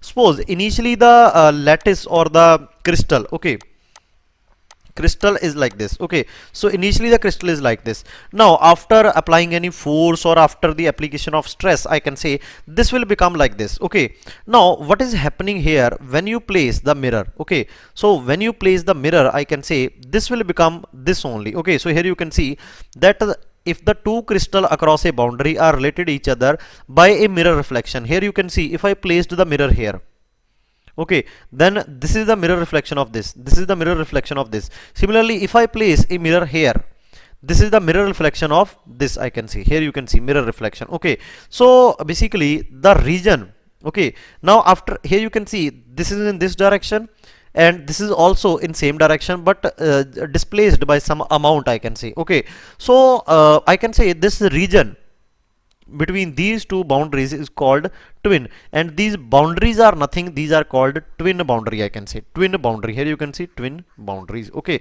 so answer is twin boundary for this. Now which of the following phase region may be present across a liquidus boundary? Okay, liquidus boundary or liquidus line, I can say. So liquidus line, if this is the liquidus line, the property of liquidus line is that above liquidus line only liquid is present, and below liquidus line liquid plus some solid may be there. So these are the properties, I can say. Okay, so liquid and this. Okay, so these are the, I can say, phases that can be present here. So option number A is correct answer for this. Here you can see this boundary is liquidus boundary, liquidus line. how to I can say find that which boundary is Liquidus boundary. Just see that above which line only liquid phase existing. Answer is this line, and below this solid plus liquid is going to exist, and below this line, here you can see below this line only solid can exist. So it is called solidus line. I can say this is called solidus line. This complete line is called solidus line or boundary. Okay, solidus line is there, Liquidus line is there, and solvus line is there. Okay, solvus line is there. The solvus line will show you the solubility limit. Okay, it will relate the solubility. Solidus line is basically line below which there is only solid phase, and Liquidus line is the line above which only liquid phase. Okay, so I hope you got the idea about three lines that we study in phase diagram. Now I think this is the last question from material science. Find the phase fraction of alpha ferrite. Okay, they are talking about alpha ferrite in percent in a plain carbon steel with 0.58% of carbon at a temperature just above 727 degrees Celsius, which is nothing but eutectoid temperature. Take the eutectoid composition of steel as 0.8% of carbon. Okay, so if you draw the iron carbon diagram, it will looks like this. Okay, at eutectic point, I can say this is the eutectic point.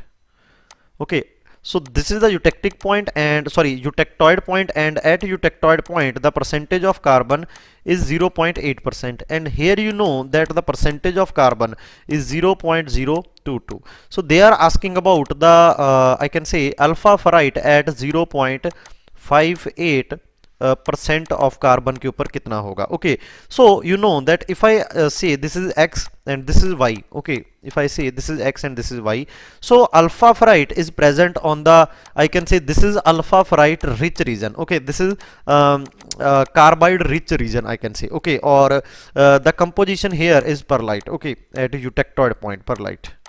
So percentage of, I can say alpha, weight percent of alpha, you know the lower one is x plus y. Okay, lower one is x plus y. Now here we are going to use inverse lever rule between these 3 points. Here you can see. So if alpha is rich at left side, so you are going to use at the upper side, that is y. Okay, uska opposite aap use karoge. Now y is nothing but it is 0.8 minus 0.58. And total is basically 0.8 minus 0.022. Okay, so let's solve this, and you will get the answer. I think divide by 0.8 minus 0.022. Okay, so when you multiply it by 100, it is basically 0.2827. So when you multiply it with 100, you will get 28.27 percent, I can say. Okay, so this is the answer, that is option number B is correct for this. Okay, so I hope you got the idea. Here you can see that if you want to calculate the weight percent of perlite, okay, so this is perlite rich region, so you are going to use this value T. Okay, but if you want to calculate alpha, then you are going to use this. Okay, similarly, if the percentage of this is basically 0.58, which is given to you, which is less than this composition 0.8, but if the percentage of carbon suppose is given 1.2%, then it is greater than this, then you are going to use these two limits 6.7 and 0.76 or 0.8. Between these two limits you are going to apply the lever rule. Okay, so now from now any question from iron carbon diagram at eutectoid point you can solve. Okay, so this is the answer for this question. Now let's proceed with the mechanical vibration, friends. So the first question related to your mechanical vibration, the number of degree of freedoms in a simple pendulum is. So we study the degree of freedom in a different topic, different subjects with the different perspective. Okay, so if I talk about the theory of machine, the degree of freedom will told you that the minimum number of I can say input that you need for specific output. This is the meaning of degree of freedom in that case. Okay, now if I talk about the degree of freedom in material science, it will talk about the independent variables. So so there is a different meanings. Now in case of your mechanical vibration, if I talk about this spring mass system, suppose this is spring and this is mass m. So now whenever you are going to apply the force, you are going to apply the force at mass. So at how many points you can apply the force? Answer is, sir, at only 1 point. So this represents the degree of freedom. Suppose there are two masses like this.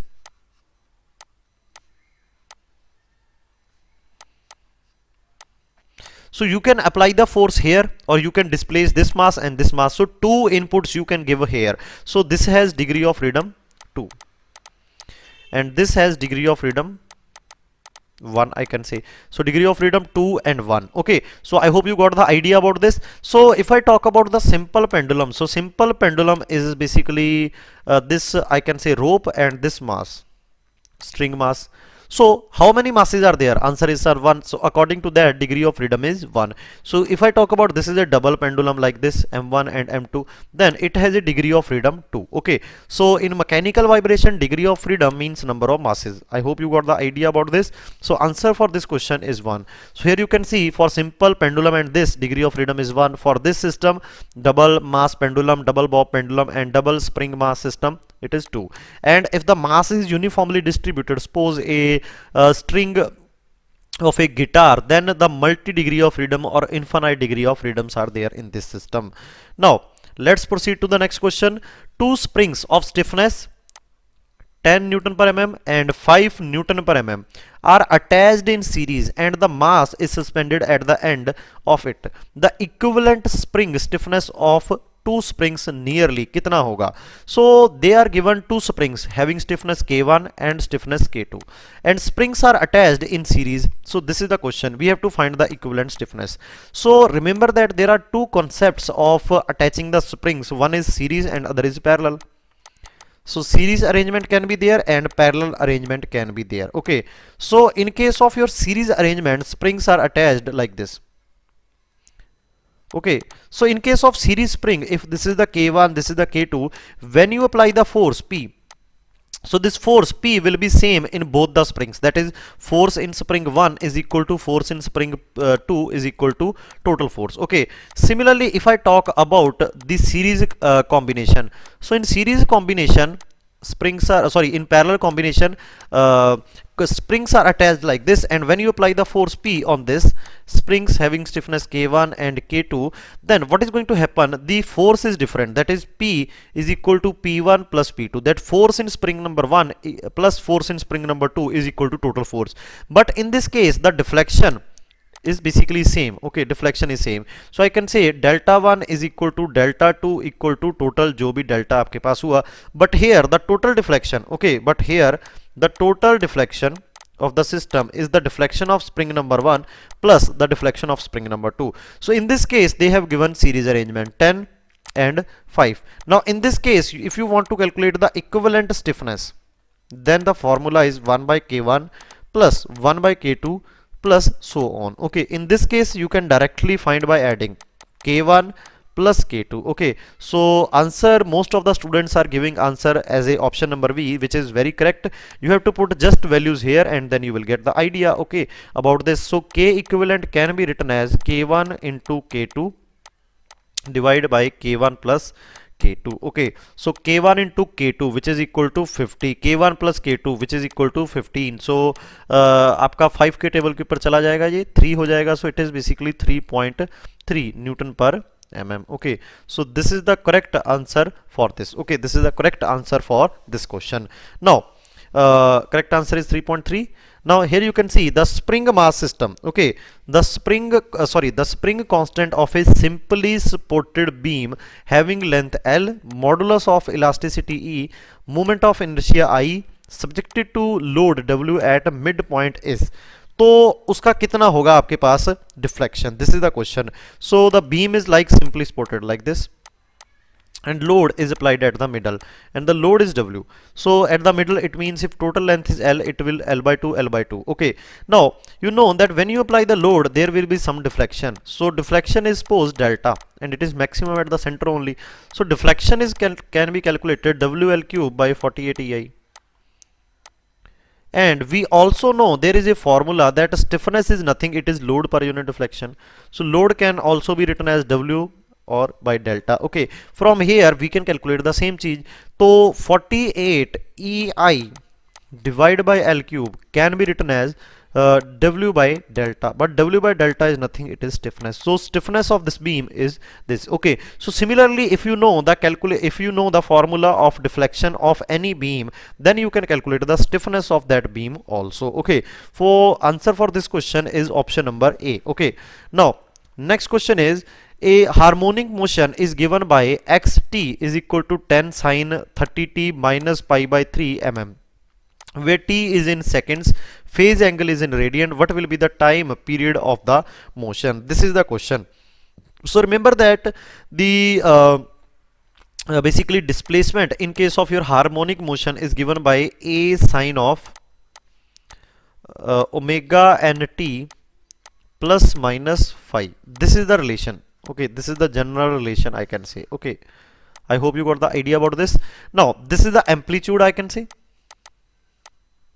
and this is the natural frequency, and this is the time period. Okay, so this is the time period. Now we also know that natural frequency is nothing, it is 2 pi by t. From here t can be written as 2 pi by omega n, but by comparing this equation and this equation, you can get that omega n is 30, so 2 pi by 30 or pi by 15. So it is the time period I can say. So you will get 0.209 seconds answer for this question. Okay, so I hope you got the idea about this question, friends. So option number B is correct answer for this. Okay, now next question is, when a vibration system slides on a dry surface, the damping is. So first of all, you must know the concept of damping. So damping means stopping something. Okay, stopping. Okay, or reducing, and in this case reducing amplitude, reducing amplitude. So reducing amplitude I can say in this case, or stopping. I hope you got the idea about this, friends. So what is going to happen here?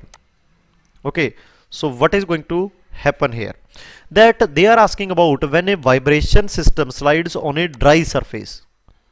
Okay, so you can stop a body, like if you basically if you take a fluid and if you throw a ball in this, so when ball is going in this fluid, then this fluid will apply some drag force in this. So it is, I can say, a damping on this ball. Okay, damping on this ball, but this damping is actually viscous damping because due to viscosity. But here they are asking about dry surface, that is a surface is sliding. Okay, when a surface is going to slide, friction is acting in opposite direction, that is mu into normal direction. So this type of damping is called which type of damping? So answer is Coulomb damping. Okay, it is called Coulomb damping. So remember that Coulomb damping or dry surface damping is also called this. Okay, so these are the different types of damping, like viscous damping is there, Coulomb or dry friction damping, material or solid or hydrostatic damping I can say, and magnetic damping also there. Okay. Now next question is very important. Determine the equivalent stiffness of a system shown in the figure below, given K is 10 Newton per mm and K2 is 15 Newton per mm. So these are the two springs. Now remember that whenever you just displace this mass by distance x, okay, when you displace this mass by distance x I can say, so what is going to happen here, that this spring, okay, this spring is going to be compressed by this amount x. On the other hand, this spring is going to be I can say stretched by x amount. It means deflection in both spring K1 and K2 is same. Okay, I hope you got the idea. So when you displace this mass by x distance in a downward direction, then this spring is compressed. Spring having stiffness K2 is compressed by x amount, and the spring having stiffness K1 is I can say stretched by x amount. Okay, so what is going to happen, that if deflection in both the spring is same, so in which type of arrangement deflection is same? Answer is, sir, in parallel arrangement. It means these springs are attached in parallel, that is K1 is here, K2 is here.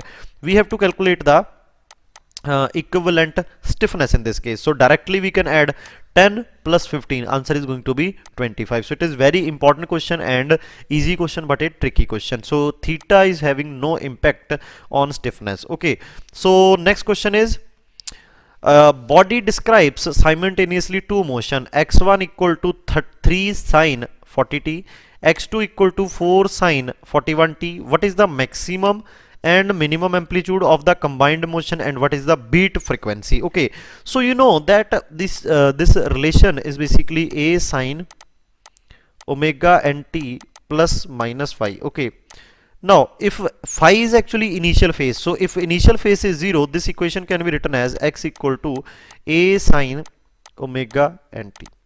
So there are two waves. Okay, two waves. For first wave, the amplitude A1 is 3, I can say, and for second wave amplitude is 4, and for first wave frequency or natural frequency of vibration is 40, and for second wave natural frequency of vibration is 41. Okay, so these are the, I can say, given values.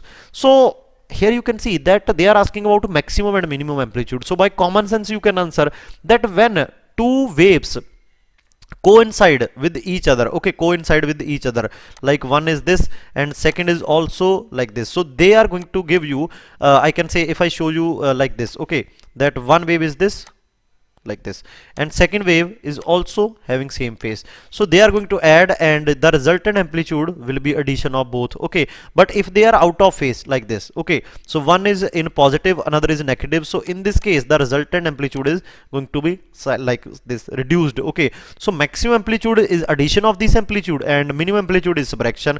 So maximum amplitude can be written as 3 plus 4 7, and minimum amplitude is 4 minus 3 1, so 7 and 1 can be the answer. So directly you can answer like this. Now the beat frequency, okay, if you want to calculate the beat frequency, for this there is a direct relation for calculation of beat frequency. Okay, so beat is nothing that when the waves are like this, okay, when the combined wave is formed by combining two waves, one wave is formed, the frequency of that wave is called beat frequency. So it is nothing, it is omega 1 minus omega 2 mod divided by 2 pi. Okay, so omega 1 is 40, 40 minus 41 is 1 divided by 2 pi. Okay, so 1 by 2 pi is the Hertz answer for this. Okay, so I hope you got the idea about this.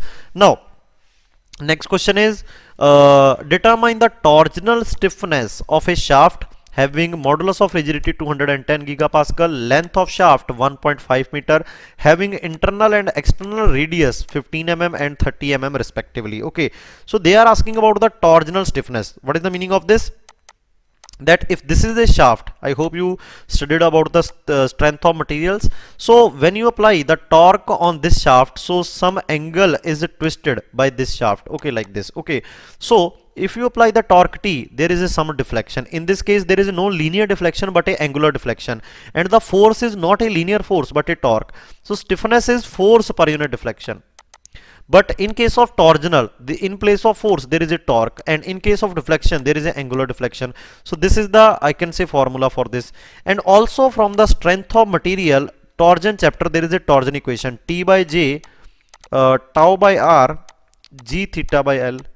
From here I can calculate T by theta. So by using first and third term, I can say T by theta is equal to G J by L. Okay, where J is polar modulus, that is pi by 32 capital D raised to power 4 minus small d raised to power 4. Okay, and capital D is 60 mm given to you, and small d is 30 mm given to you because radius are given, and length is also given to you 1.5 mm, and modulus of rigidity in I can say 210 into 10 raised to power I can say, accordingly you can convert it into mm also, 10 raised to power 3, okay, mm, and in this 10 raised to power 3 megapascal, that is mm. Okay, by putting all the values you can calculate the stiffness of this. Okay, so after calculation you are going to get the stiffness. I hope you are calculating. So after calculation you are going to get this option as a answer, 167 point something. Okay, so let's proceed to next question, friends. Now next question is also very important. A cantilever beam which is made up of alloy with Young's modulus of elasticity as this, okay, is loaded transversely at its free end like this. If this is the cantilever beam and this is loaded like this, it is loaded at the free end and the load is transverse, means perpendicular, okay, and the Young's modulus is given. If the length of beam is 750 mm like this, okay, with annular cross section with inner and outer radius. So the cross section of the beam, okay, if I say that this is the I can say thickness of the beam, So this cross section is like this, okay, like this. So inner and outer diameters are given to you, that is capital D is 110 mm and small d is, I can say, this is 120 mm and this is 110 mm respectively. Determine the equivalent stiffness of this beam. Okay, so you have to calculate the stiffness of this beam only. So if you know the formula of deflection, you can calculate the stiffness. So formula for deflection is nothing, it is PL cube by 3EI. Okay, so this P is nothing, it is load. So load per unit deflection, that is 3EI divided by L cube is K. Okay, because it is load per unit deflection. Now I is the moment of inertia. So for hollow circular cross section, it is pi by 64, capital D4 minus small d4. Okay, and L is the length of beam which is given to you, E is the Young's modulus which is also given to you. After putting all the values, you can calculate. Okay, so after calculation the answer should be 1.5 something. Okay, that is option number A is the correct answer for this question. Okay, so I have calculated the answer, but basically the answer is coming actually this. Okay, the answer is coming this. So please confirm whether your answer is also coming this or other answer is coming. Okay, so next is basically, according to me, this could be the answer for this. Okay, or otherwise it is not the correct question, there is some error in this question. Okay, now next is basically very important question. What is the resultant motion response? Here you can see what is the resultant motion response. Motion response means that how this motion is going to respond. What is the amplitude? It is going to amplify the motion, it is going to, I can say, reduce the resultant amplitude. What kind of I can say motion response? Three harmonic motion which are given below. Okay, so these are the motion. X1 is A sin omega t, X2 is A sin omega t, 2 pi plus 3, and this is this. So in the last to last question, we have directly added the amplitude and subtracted the amplitude, but here you can see for this the initial phase angle is 0 degree, and for this initial phase angle is 2 pi by 3, and for this the initial phase is 4 pi by 3. So these are the phases. So if I draw it on a, I can say, a suitable graph, you will see that the initially this vector is like this. Okay, this is a amplitude, angle is 0 degree, and 2 pi by 3 is nothing, it is 120 degree. 120 means 90 is here and 30 is here somewhat. Okay, so it will somewhat here, I can say, so 30 degree here, A amplitude. And the next is basically, I can say, double of this, 240. Okay, so 240 will here only, I think. Okay, so it is 240. So if this is 90, this is 180. So 180 plus 60. Okay, 180 plus 60, it means like this. Okay, so this is 60 and this is 30, I can say. So this is like this. Okay, so when you make the component of this, it will A cos of 30 degree and it will A cos of 30 degree. Okay, similarly you can make the components here also, and after making the component, what you will get? You will get the answer equal to 0 for this question. Okay, you will get the answer 0 for this question. Okay, so let me just make the components for you. Okay, so when you just make, it is A sine of I think A sine of 30 degree.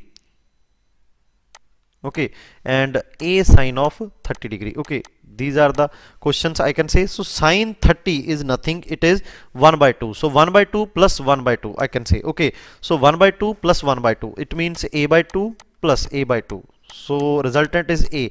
So this A and this A in this direction, 0 amplitude, and this will cancel this. So resultant amplitude for this response is 0. Okay, so if initial phase angle is given, then you have to add the amplitudes like this. But if the initial I can say phase angle is same for each and every wave motion, harmonic motion, then you can directly add and subtract the motion, I can say.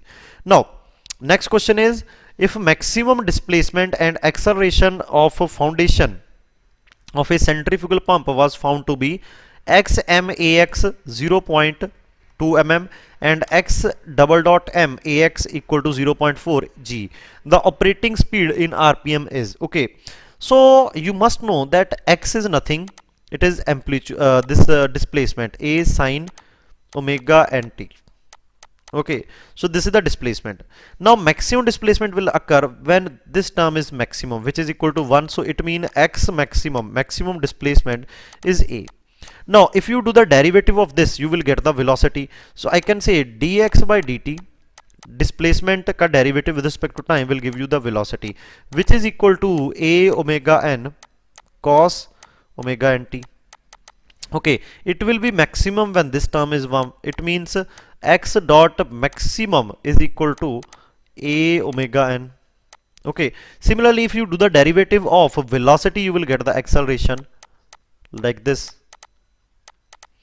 Okay, so a omega n square sine omega nt. Okay, and you will get the negative sign, but we are concerned about the amplitude magnitude only, so I am not considering it. So x double dot maximum value can be a omega n square. Okay, so these are the maximum value of displacement, velocity and acceleration. So remember these values also.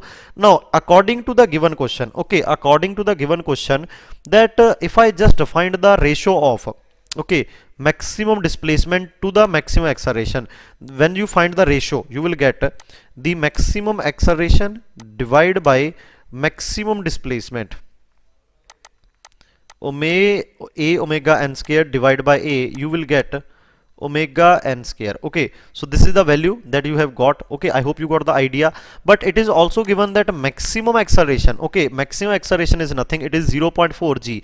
So 0.4 g means 0.4 into g, that is 9.81 meter per second square. So it is meter per second square. Okay, but when you divide it by maximum displacement, which is given at 0.25 mm, so you have to convert it into meter. So divided by 1000, so this 1000 will go here. Okay, so this is the value of omega n. Okay, this is the value of omega n. So omega n is also equal to I can say omega n square. Okay, so when you calculate omega n by doing the under root of this, so resultant of this is 15696. By solving this, you will get this term. Okay, and omega n is also equal to 2 pi n. Okay, why I am using 2 pi n? Because it is second. Okay, so you use formula 2 pi n by 60 when rpm is in meter, I can say. Okay, so when it is in rpm is in revolution per minute, but here we are using all the terms like this. Okay, so when you do the basically when you calculate n from this term, then you will get the answer equal to 19.935. that is this is the rpm of centrifugal pump, I can say. Okay, now next question related to this is again a very good question. Harmonic motion has a amplitude of this. So a is given to us 0.05 meter and frequency is given to us is 10 hertz. It is given in hertz. Okay, so we need to convert it into accordingly units. Okay, so what are its period, maximum velocity, maximum acceleration? So you know that maximum acceleration is nothing, it is omega n square into a. Maximum velocity is nothing, a omega n. Okay, and time period is t. So time period t can be written as equal to 1 by f, that is 1 by frequency. So by just doing 1 by f, you will get a time period which is equal to 0.1 second. So answer for this question, directly you can say this answer. And if you want to calculate maximum velocity, you can calculate that also. So omega n is nothing, it is 2 pi by I can say t or 2 pi f. So 2 pi by t or 2 pi f, you can say it is omega n. So just calculate omega n and then multiply it with amplitude, you will get the velocity and maximum acceleration also. Okay, so I hope you got the idea. Whatever the concept I have discussed with you in the last question, that concept is used here only. Now the next question is, which of the following type of viscous damping will give periodic motion to the vibrating body? Under damping, critical damping, over damping, and none of the above. So remember that if there is no damping, that the vibration is ideal. Ideal mean there is no drag. Drag means that is when the pendulum is going to represent to and fro motion, the air drag will act on this. But suppose there is no air drag, no air is there, pendulum is moving in the vacuum, then there is no air drag. So the motion of pendulum can be shown like the ideal sine curve. Okay, so you can see that the amplitude is remaining constant with the time. Okay, so here the amplitude is constant. So this type of system is called non-damping system. Okay, non-damping system. But if the damping is there, then there is a term zeta is defined. Zeta is defined. So depending upon the value of zeta, there are three type of motions are defined. That if zeta is equal to 1, zeta is less than 1, and zeta is greater than 1. If zeta is greater than 1, it is called overdamp system, overdamp. And if zeta is less than 1, it is called underdamp. And if zeta is equal to 1, it is called critical damping. So when you use underdamped system, that is zeta is less than 1, then the graph of this body or this motion will looks like this. Then the motion is reducing, but it is periodic motion. Okay, it is repeating.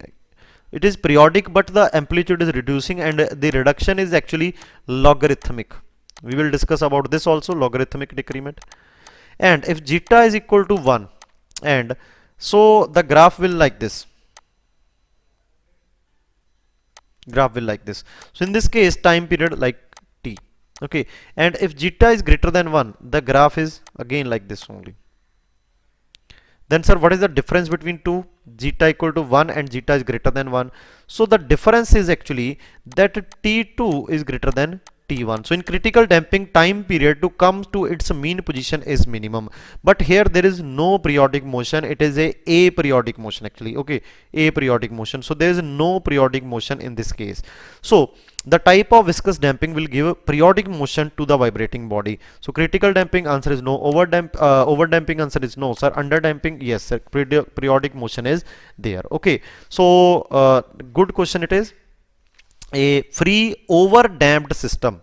Okay, free overdamped system does not vibrate at all, vibrate with the frequency more than the natural frequency of the system, vibrate with the frequency less than the natural frequency of the system, vibrate with the frequency equal than the natural frequency of the system. So if the system is overdamp, so it will not show any periodic motion, so it will not vibrate at all. Okay, because vibrations are sub part of the, I can say, periodic motion only. So does not vibrate at all. Now the equation of free vibration of the system is given by this, I can say. Okay, so the natural frequency of the system we have to calculate. So just to solve this equation, first of all let me give you the equation of simple harmonic motion. It will like this, like this. Okay, now compare this equation with this.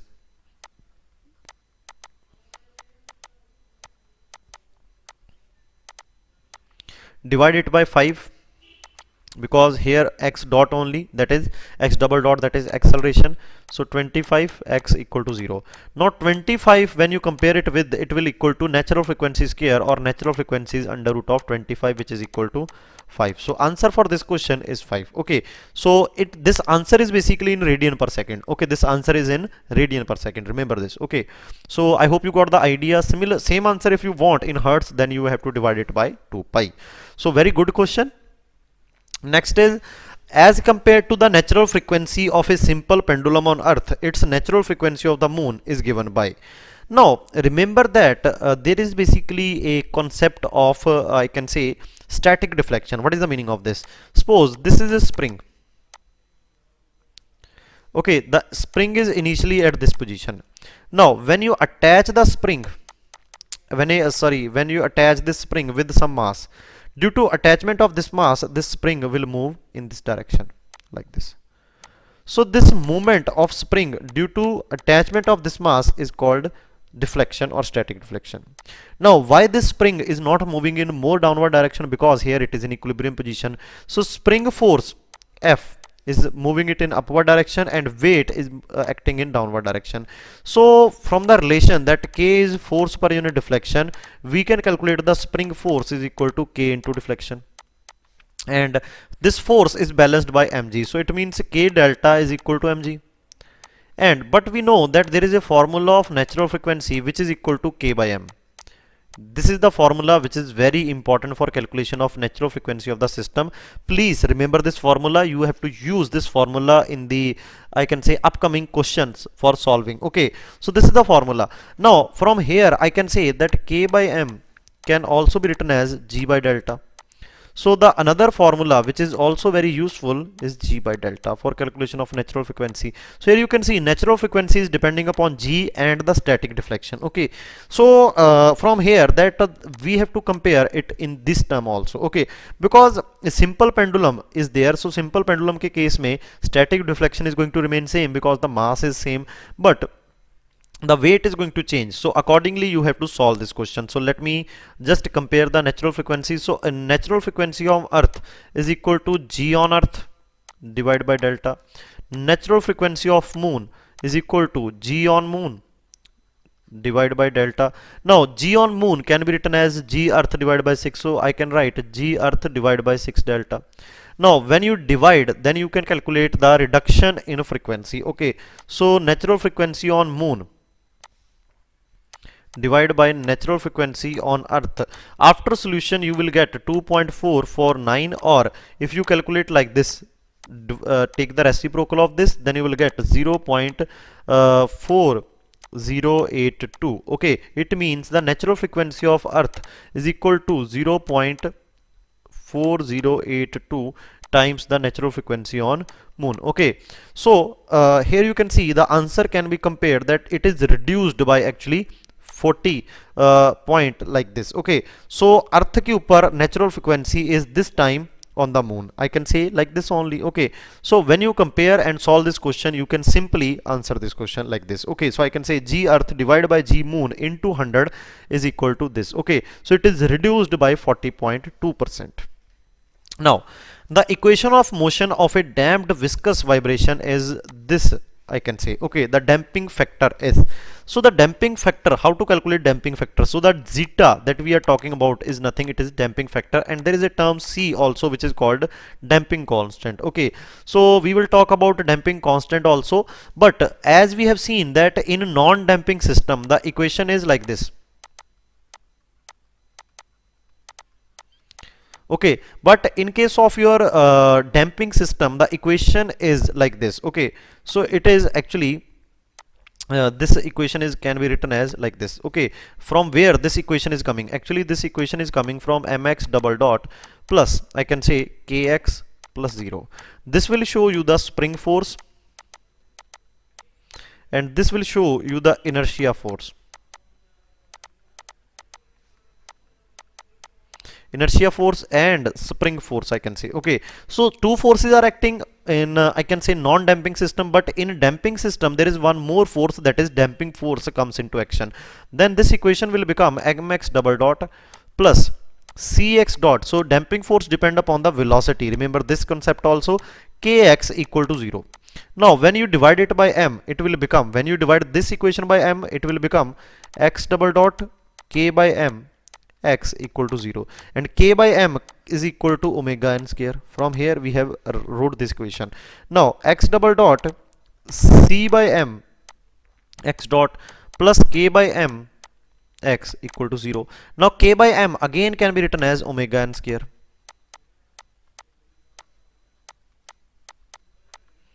But what is the meaning of this term c by m? Okay, so remember that c by m is equal to nothing to zeta omega n. From where it has come, I will explain you that also, but remember this equation, 2 zeta omega n x dot plus omega n square x equal to 0. Okay, so this is the equation, I can say. This is the equation. Okay, this is the equation of this system, I can say damped system. Now you can compare this equation and calculate the different values. Okay, so when you compare or divide this equation by 3, this equation will become x double dot plus 3x dot plus 9x equal to 0. From here omega n square equal to 9 or omega n equal to 3. So this is like this. So 2 zeta omega n from here is equal to 3, but omega n is 3. So 3 के साथ 3 cancel, zeta is equal to 1 by 2 or 0.5 is correct answer for this. That is option number this. Okay, so I hope you got the idea. Now the zeta can be calculated from the equation c by 2 under root km. Okay, this is the value of zeta, and omega n is nothing, it is under root k by m. So when you just multiply it with like this, so 2 into c by 2 under root k under root m into under root of k Okay, under root of m. So from here this will cancel and 2 ke saath 2 will cancel, and under root m into under root m, it will become c by m. It means the equation c by m term can be equal to 2 zeta into omega n, because if you solve this equation you will get c by m only. Okay, so I hope you got the idea about this, and these two equations are very important from your subject viewpoint. Okay, now next is a mass of 1 kg. Okay, a mass of 1 kg is attached to the end of a spring with the stiffness of 0.7 Newton per mm, and a damping is provided only 20% of its critical value. The frequency of damped vibration in radian per second. Okay, so they are saying that the damping is provided only 20% of critical value. What is the meaning of this? So there are two formula for calculation of zeta. One is c by under root of 2 km. Okay, so this term is called critical damping factor, that is c by cc. This term is also called critical damping factor. So they have given that 20% of critical value, it means it is 0.2. Okay, so 0.2 zeta is given to us, and mass is equal to 1 kg, and spring stiffness is 0.7. Now Newton per mm. The frequency of damped vibration. So when there is no damping, the frequency with which the system is going to vibrate is called natural frequency. But when there is a damping, then the frequency with which the spring mass system is going to vibrate is called damped frequency, and it is written as omega d. And the formula for calculation of this is omega n under root of 1 minus zeta square. Zeta you already know is 0.2, and omega n is can be calculated under root of k by m. Okay, so k you know already 1, and m you already m is 1 kg. Okay, so put the values here and you have to just make it Newton per meter. Okay, so multiply it with I can say 1000. After calculation you will get omega d is equal to 25.9 something. Okay, so 25.9 something you are going to get, and omega n after calculation from this you will get 26.45, and after calculation omega d you are going to get 25.915 radian per second. Okay, this is the answer for this question, 25 point something. Now next is the vibratory system in vehicle is to be designed with the following parameter. Okay, you have to design a vibratory system. K की value आपके पास 100 होनी चाहिए, C की value that is damping constant M इतना होना चाहिए. The amplitude ratio from its starting value after 3 complete oscillation is. So this is the question, friends. Now how to calculate this question? So the question is basically about like this, that a damped system, obviously the amplitude is going to reduce after some time, like this. Okay, so here one cycle is completed, here second cycle is completed, and here third cycle is completed. So here if the initial amplitude is a naught, I can say here the amplitude after first cycle is this, and after like this. Okay, so these are the amplitude I can say. So they are asking about the ratio of this amplitude to this amplitude. Okay, because the amplitude is reducing, and as I have already told you, this reduction is actually logarithmic. Okay, it is logarithmic decrement. Okay, so there is a formula of calculation of logarithmic decrement, and the formula is, I hope you know the formula, that a naught divided by an. Okay, the initial amplitude divided by the amplitude after n I can say cycles. Okay, it is equal to exponential raised to power zeta omega n into n small t. Okay, n small t. So small t is nothing, it is the time period of one cycle. Okay, time period of one cycle. Okay, and remember also that n into t, this is the number of cycle, this is the time period of one cycle. So if I multiply it with n number of cycles, then it will give you the total time period. Total time period, and total time period is written as time period of damped vibration. Now for this you need omega n. So can you calculate omega n? Yes sir. K by m we can calculate. Is k is given and m is given? Yes sir, it is given. Is number of cycles are given? Yes sir, it is given after I can say 3 complete oscillation. 3 is given to us. Can we calculate zeta? Yes sir. C by under root of t km, we can calculate this. So put all the values, and omega basically d you need here. Okay, So after putting all the values, okay, so you need the value of t here, that is the time period of cycle. So time period is nothing, it can be calculated as omega d is equal to 2 pi by t. I can write it like this na, t or td, I can write it like this. So when you just put the omega d, you need to calculate from here. Omega d is nothing, omega n into 1 minus zeta square. So this is the formula for omega d. Okay, so first of all calculate omega n. Okay, omega n that you are getting here for after calculation is 10, and the zeta which is you are going to get from here calculation 0.1. When you put it in this omega d, you are going to get 9.4 sorry 9.949. okay, when you solve this and calculate the value of t, the time period you are going to get is 0.63 seconds. So put all the values in this formula, then the ratio of these amplitudes that you are going to get is 6.619. I can say this is the answer for this question. So very important question, friends, this is, and this is the answer for this question. Okay, please note this. Now if the damped spring mass system, if the mass is halved, spring stiffness is doubled, the logarithmic decrement is, okay, logarithmic decrement के ऊपर क्या फर्क पड़ेगा if this is the given condition. Okay, so initially in the first case mass is m and stiffness is suppose k in the first case. In second case the mass is basically become half and the stiffness is become k by 2. Okay, this is the given condition. Now we have to see that logarithmic decrement which is represented by delta. Okay, so remember that logarithmic decrement is nothing, it is the ln of a naught by an, which is represented by delta, and after calculation you will get this equation as 2 pi zeta by under root of 1 minus zeta square. Okay, the last question you can get the equation, I can say the question that you have used here. If I take the log of this, then you will get, let me prove this, zeta omega n, and n into small t can be written as td, and td is nothing, it is 2 pi by omega d. Okay, now put all the values. So zeta into omega n, okay, into 2 pi divide by omega n, omega d is equal to this zeta square. So this will going to cancel and you will get 2 pi zeta by under root of 1 minus zeta square. So this is a logarithmic decrement, it means logarithmic decrement depending upon zeta only. Now for calculation of zeta, zeta in this case is c by under root of 2k 1 m1, and for this case zeta 2 is equal to c by under root of 2 k2 m2. Put value of k and m here, you will get 2 km. Put value of this here 2 k by 2.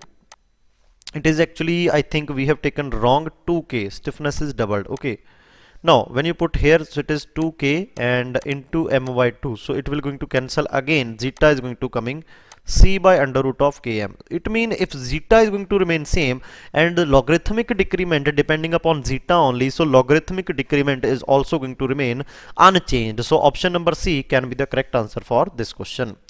So I hope you are liking the questions and session, friends, and if you are liking, then please share this session with your friends so that we are getting the motivation. And जैसे आपको motivation का requirement होता है, teachers को भी motivation का requirement होता है, so that उनके students का जो feedback है वो अच्छा आए, so that हम लोग आपको और अच्छे concept पढ़ा पाएं. तो वीडियो को आप ज़्यादा से ज़्यादा like करो, share करो and comment करो. Next question is, आप आंसर करो इसका जल्दी. A vibratory system has spring of stiffness this, mass of this, if a system having a damper whose damping coefficient is 8 Newton per second 8 Newton second per meter, the system is overdamp, underdamp, critically damp or undamp. So the value of zeta will tell you that this. So zeta is nothing, it is c by under root of 2 km. So just put all the values. C is given to you this 8 32 into 2, so under root of 64 8, so it is 1 by 2, which is 0.5, I think. Okay, so 0.5 means zeta is, I can say, greater than 0. Okay, greater than 0 and less than 1. Okay, so when the zeta is less than 1, okay, if it is greater than 0 and less than 1, it is called underdamp. It is under damp system. Okay, if it is equal to 1, it is called critical damp. If zeta is greater than 1, it is called over damp. Now next is again a very good question, and I will give you the concept here also. The energy dissipated per cycle in viscous damping with the damping constant c during the simple harmonic motion, if x is this amplitude. Okay, x is like this equation only, a sin omega t. Okay, this is the question, that how you have to calculate. Okay, so you know that we have to calculate the energy dissipated or the work done by the opposing force on the system, that we have to calculate. And this is nothing, it is force, that is opposing force into velocity, or velocity only. Okay, so let me give you the concept here. So it is basically nothing, it is it can be calculated like this only. Okay, it can be calculated like this only. Okay, so the direct relation for calculation is like this. It is c 0 to 2 pi by omega. Okay, x dot square at t into dt. Okay, so this is the relation for calculation of energy dissipation. So now if you put all the values here, you will get after the solution c omega square into x dot square 0 to 2 pi by omega cos square omega t plus minus phi into dt, and after solution you will get actually c pi omega into x dot square. This is the energy loss. Okay, this is the energy loss in this case. Now basically I hope you got the idea about that, how we are going to get. Basically 2 pi by omega is nothing, it is the time period. It is the time period, and this is the square of velocity. Okay, this is the square of velocity, I can say that you have to do the square of velocity, and then you have to take the derivative with respect to time. Okay, this is the relation for calculation of energy loss in case of viscous damping. So according to the given question, you have to put the values and then solve it accordingly. Okay, so please remember this relation. This question is very important. Direct question can also be framed in your question. Okay, direct question can be framed. So basically from where this is coming, basically that we have calculated that mx double dot, this is I can say inertia force, then cx dot, then kx. These are the three forces. So this is actually damping force.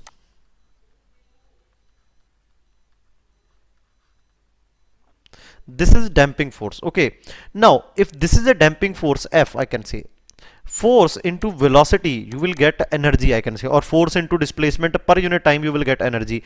So it means force into velocity, you will get some kind of energy loss in damping. So when you put the value of force, that is damping force cx double dot ka square, this is small amount of energy. When you drive it, because this displacement is varying or velocity is varying with respect to time, so 0 to t, and you will you can take c as a constant, bahar aap le sakte hain integration se, then x dot square. Okay, and derivative with respect to time. So this is the basically concept from where we have taken this relation. Okay, so I hope you got the idea about this. Now the small value of damping ratio zeta, the dynamic magnification factor at resonance is, first of all you must know the value of meaning of resonance. So there is a frequency that is called natural frequency of the system, and there is a frequency with which the system is vibrating, that is the system frequency, I can say.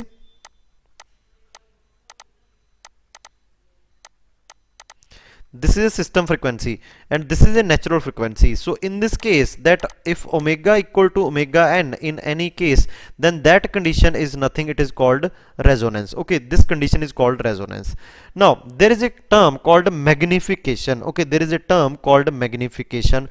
Now magnification factor can be calculated like this. Okay, that the amplitude of the system divided by the static deflection of the system. Okay, so when you take the relation for this, it is actually like this: 1 minus omega by omega n whole square to whole square plus 2 zeta omega by omega n whole square. Okay, so omega equal to omega n at resonance, so this term will become 0, and if this term becomes 0, this square and under root is going to cancel, and omega by omega n is 1 again. So after solution you will going to get 1 by 2 zeta. That is option number C, I think. Okay, this is the correct answer for this. This is a very good question, directly formula based question, I can say.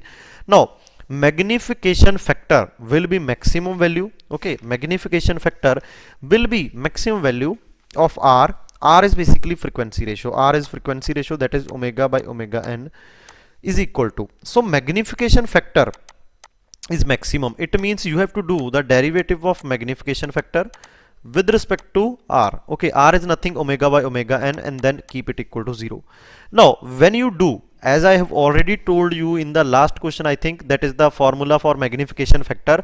So if I just rewrite this formula, magnification factor 1 by, and I am now writing it in the form of R. So 1 minus R square iska whole square plus 2 zeta into R whole square. Okay, so this is the formula, I can say. Okay, now when you do the derivative and take it equal to 0, then the resultant will become like this. Okay, so I am giving you the result 1 minus R square minus 2 R plus, I can say I am getting it is equal to 2 into 2 zeta R. So I have already done with this, so I am just giving you the relation 2 zeta divide by 2 into 1 minus R square whole square plus 2 zeta R square, and then the whole raised to power 3 by 2 equal to 0. So when you solve this equation, after solution you will get R is equal to 1 minus under root of 1 minus 2 of zeta. Okay, so this is the answer that you are going to get, 2 zeta square actually. Okay, that you are going to get after solution to this question. Okay, so I hope you get the answer. Please solve this equation and match your answer. This is matching or not. So option number A is correct answer for this question. Now the frequency of excitation coinciding with the natural frequency of the system, the condition is known as, we have already discussed about it, so I am not going to waste time. So resonance is the correct answer for this. Now the next question is related to what is the magnification factor MF. Okay, in case of steady state response, when the frequency ratio R is given to us, that is omega by omega n is given to us, and the level of damping is 0.4, it means zeta is given. So both the terms are given, you can directly calculate. Magnification factor is nothing, it is under root of this relation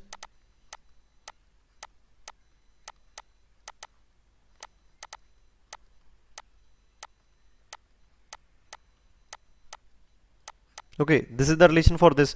So after putting all the values, omega by omega n is given, zeta is given, you can basically easily just calculate this. 1.36 is the correct answer for this question. Now next question is again a good question, I think. So vibrating system with the mass of 3 kg, stiffness of 21 Newton per meter, damping having damping coefficient, okay, damper having damping coefficient 10 Newton second per meter, when excitation force of magnitude of this. Okay, so there is a system called basically there is a different vibrations, like free vibration are there, damped vibration, and next is a forced vibration. Forced vibration is this, that when you are applying external force, and the external force which you are going to apply is like this. Suppose this is the external force that you are applying, this is also a periodic in nature, this is the amplitude and sine into frequency of that force, I can say. Okay, this is the formula for calculation of that force which is given to us acting. What would be the time period of oscillation? Now obviously if damping coefficient is given, then it is vibrating with the damping frequency, and from here only you have to calculate the time period. So it means for calculation of time period you have to calculate omega d. So omega d can be easily calculated from natural frequency and 1 minus zeta square. Now zeta can be calculated from c by 2 under root of km, and omega n can be directly calculated by k by m. So after putting the value of k, that is 21, and m is equal to 3, you are going to get 2.645 radian per second, and zeta is equal to 0.629, and omega d you are going to get, and after putting all the values you are going to get from here the time period td is equal to 3.05. so it is basically nearest option to this question. Okay, this option number C. Okay, you are not going to get exact answer. I am getting this. If you are going to get the exact answer, then please let me know that where I have done the mistake. Now next is basically important question again, and the question is related to that if omega by omega n is 2 pi by omega by omega n, that is frequency ratio is under root 2, where I can say omega is the frequency of excitation and omega n is the natural frequency, then the transmissibility of the vibration will be, okay, will be kaisa hoga. So answer for this is 1, but this is the graph. Okay, there is a transmissibility concept in this question, I can say. So transmissibility is what? That if there is a machine, okay, if this is a machine and this machine is vibrating with some frequency and applying some force, there is a damping and spring mass system and there is a base. So whatever the force is produced by this machine, some force is transmitted to this base. So ratio of that transmitted force to the force basically which is actually produced is called transmissibility. Okay, so this ratio is called transmissibility, that कितना force transmit हुआ divided by कितना force produce हुआ, इसको आप लोग क्या बोल देते हैं? Transmissibility. टाउ से डिनोट करते हैं, टी से भी डिनोट कर सकते हैं. So the graph of transmissibility versus frequency ratio is like this. Okay, so here you can C that this is, I can say, in this region. Okay, here you can see when the frequency ratio is under root 2, okay, the frequency ratio is under root 2, the transmissibility corresponding to this is 1, that whatever the force is produced is totally transmitted to the base. Okay, now when the transmissibility is less than 1, I can say less than 1, it means the transmitted force is less than the force which is produced, okay, which is good for us. But if the transmissibility is greater than 1, it means the transmitted force is greater than the force produced. It means there is a amplification of force due to some reasons. So here you can see above this, and when the frequency ratio is less than, I can say, so when frequency ratio R is less than under root of 2, then transmissibility is greater than 1. Okay, if it is greater than 1, it means a transmitted force is greater than F0. What is the meaning of this? It means there is a amplification of the force. So this region is called amplification. But if you talk about when R is greater than under root 2, it means transmissibility is less than 1. You can see here different values, okay, 0.2, 0.5 and something. And if this is like this, then it means a transmitted force is less than the originated force or external force, which is good for us. And this is, I can say, a damped region, or this is actually good region for us. Okay, so answer for this question is 1 as per the graph. Okay, now for vibration isolation to be effective, the frequency ratio omega by omega n should be greater than under root 2, less than under 2, equal to under root 2. So already we have discussed it is greater than under root 2. Okay, now transmissibility is the ratio of force transmitted to supporting structure and force imposed upon the system. Yes, obviously the force transmitted to the supporting structure to the this, and displacement amplitude of mass and displacement amplitude of the supporting structure. What is the meaning of this? That when this mass is going to displace by some distance x, then due to this is also going to vibrate. Okay, support structure is also going to vibrate. Then can we write it in terms of this? Now you know that the stiffness of this total I can say system, okay, the stiffness of this total system, I can say, is actually basically same, which is equal to k. मान लेते हैं इसको k है, only spring है. Now here this force is F0 and here this force is Ft. So we know that k is F0 by F0 is divided by x, and if stiffness is same, I can write it is equal to Ft by y also.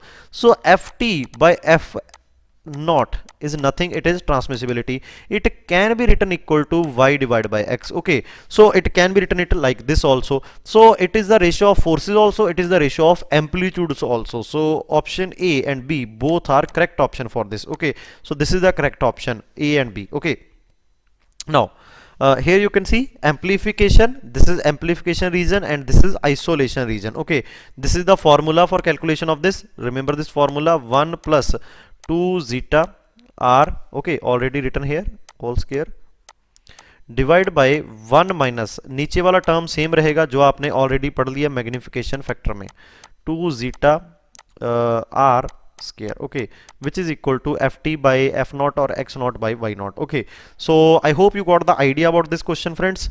Now the force transmitted, okay, so the force transmitted, transmissibility of a system subjected to base excitation with amplitude y and resultant transmitted force is ft, then that defined as the force transmissibility. Transmissibility आपको check करना है यहाँ पे. So transmissibility is nothing, it is ft divided by f naught. Okay, this is basically transmissibility, and the base excitation is y and resultant force transmitted is ft. Okay, so if the basically vibration system is having amplitude of y, okay, so I can write that k is nothing, it is equal to f naught divided by y, or I can write f naught is ky. Okay, so just put the value here, you will get ft divided by ky. So this is the question, and the answer for this question can be equal to option number A, ft by ky. Very simple question. Now the next question is related to, I can say, a single degree of freedom system having mass of 2 kg, stiffness of 8, and viscous damping ratio is 0.02. It means it is zeta is given to you and mass is given to you, stiffness k is given to you. From here you can calculate natural frequency of vibration and dynamic magnification factor at excitation frequency of 1.2 radian per second. It means excitation frequency means it is omega is given to you. Okay, so omega by omega n you have to calculate, and you have to calculate the dynamic magnification factor here only. Okay, so just to do the calculation, very simple question, and I hope you can get the idea about this question, that how you can solve this question. Okay, simply you have to apply the formula of magnification factor, and you already know that magnification factor is nothing. Okay, magnification factor is nothing. Okay, here you can see the magnification factor, that this is the formula, and you have everything is given to you, omega, and you can calculate 2 and zeta and omega by omega and 0.75. just put the values and you will get 2.28 as the answer for this question, that is 2.18. Okay, now a vibrating system, okay, a vibrating system is there, isolation from the floor using the spring. If the ratio of excitation frequency of vibration of machine to the natural frequency of isolation is 0.5, that is omega by omega n is 1 by 2. The transmissibility ratio is of the isolation system. Now according to given question, okay, according to given question, there is nothing information is given about the damping. No information is given about the damping. If no information given about the damping, you can assume zeta as 0. So when you put zeta as 0 in transmissibility formula, you will get this as a your final relation. Okay, this as your final relation. Okay, all the terms are going to be cancelled. Just put the value of r here. So 1 by 1 minus 1 by 4, or I can say 1 minus 3 by 4, or you will get 4 by 3 as the answer for your this question. Okay, so I hope you get the idea about this question, friends. Okay, simple question but a tricky question. Okay, so this is a GATE viewpoint question. Okay, friends, GATE viewpoint question. Now let's talk about the next question, friends. Here you can see the relation. This question is related to a vibrating machine of 100 kg is mounted on a rubber pad which has a stiffness of this. Determine force transmitted to the foundation if unbalanced force of 500 Newton act on it. The frequency ratio is 1.5 and zeta is this. So you have to calculate the force transmitted, that is Ft, and F naught is given to you, which is equal to unbalancing force, actually 500 Newton, and this is nothing, it is transmissibility only, and which is equal to 1 minus 2 zeta into r whole square divided by under root of 1 minus r square whole square plus 2 zeta r this. Okay, so this is the formula. So can we calculate the zeta? Yes sir, zeta is nothing, it is c by under root of 2 km. Okay, this is the relation. So in this question, okay, in this question zeta is already given to you 0.5, omega by omega n, it is already given to you. So everything is given to you, just put the values here and you can solve this question. So when you solve this question, you are going to get the transmissibility. Okay, so after putting the value here, you have to multiply it with f naught, which is 500, you will get ft. Okay, so let's me see that I have a solution. Yes, it is a basically exact answer that we have calculated transmissibility, and after you can calculate this. Okay, so answer is 461.62. So excitation force is 500 and the force transmitted is 461. It means the transmissibility is less than 1. So it is a isolation case, not amplification case. Okay, now next is, friends, I can say a vibrating body of mass 150 kg. Okay, vibrating body having mass 150 kg. So mass is given to you. Okay sir, spring stiffness is 1050 kilonewton. Okay, so you have to multiply it with the 3 Newton per meter, and unbalancing force, that is F naught 525 at a speed of 6000 rpm. Damping ratio, okay, damping ratio, that is zeta, because there is no units, it means zeta. Determine the transmissibility. You have to calculate the transmissibility. Okay, so transmissibility is nothing, it is basically zeta term only. Okay, sorry, zeta, I mean say it is basically the ratio of force transmitted to your excitation force. You have to calculate this. Okay, determine the transmissibility. Put all the values, whatever the forces are or the values are given, you can directly calculate from the given relation. Okay, so here you can see the force is basically vibrating with some speed. So from here you can calculate omega. Okay, so omega is this, and k is given to you, unbalancing force is given to you, and zeta is also given to you. Okay, 0.3, and natural frequency you can calculate by k by m 83 point something. So from here you can calculate r, and by putting all the values in this equation you will get 0.083 as this, and force transmitted equal to 43.858. Okay, simple question. Now next question is also related to this. A machine of 100 kg has a 20 kg rotor with 0.5 mm eccentricity. Okay, so a rotor is there, mass is this, and 20 kg rotor is there. A mounted spring having stiffness this and zeta is this. Operating speed of the machine is 600 rpm. The unit constrained to move vertically. The force transmitted is, so ft divided by f naught is transmissibility. It is equal to 1 minus 2 zeta r square by under root of 1 minus r square whole square plus 2 zeta r whole square. This is the relation.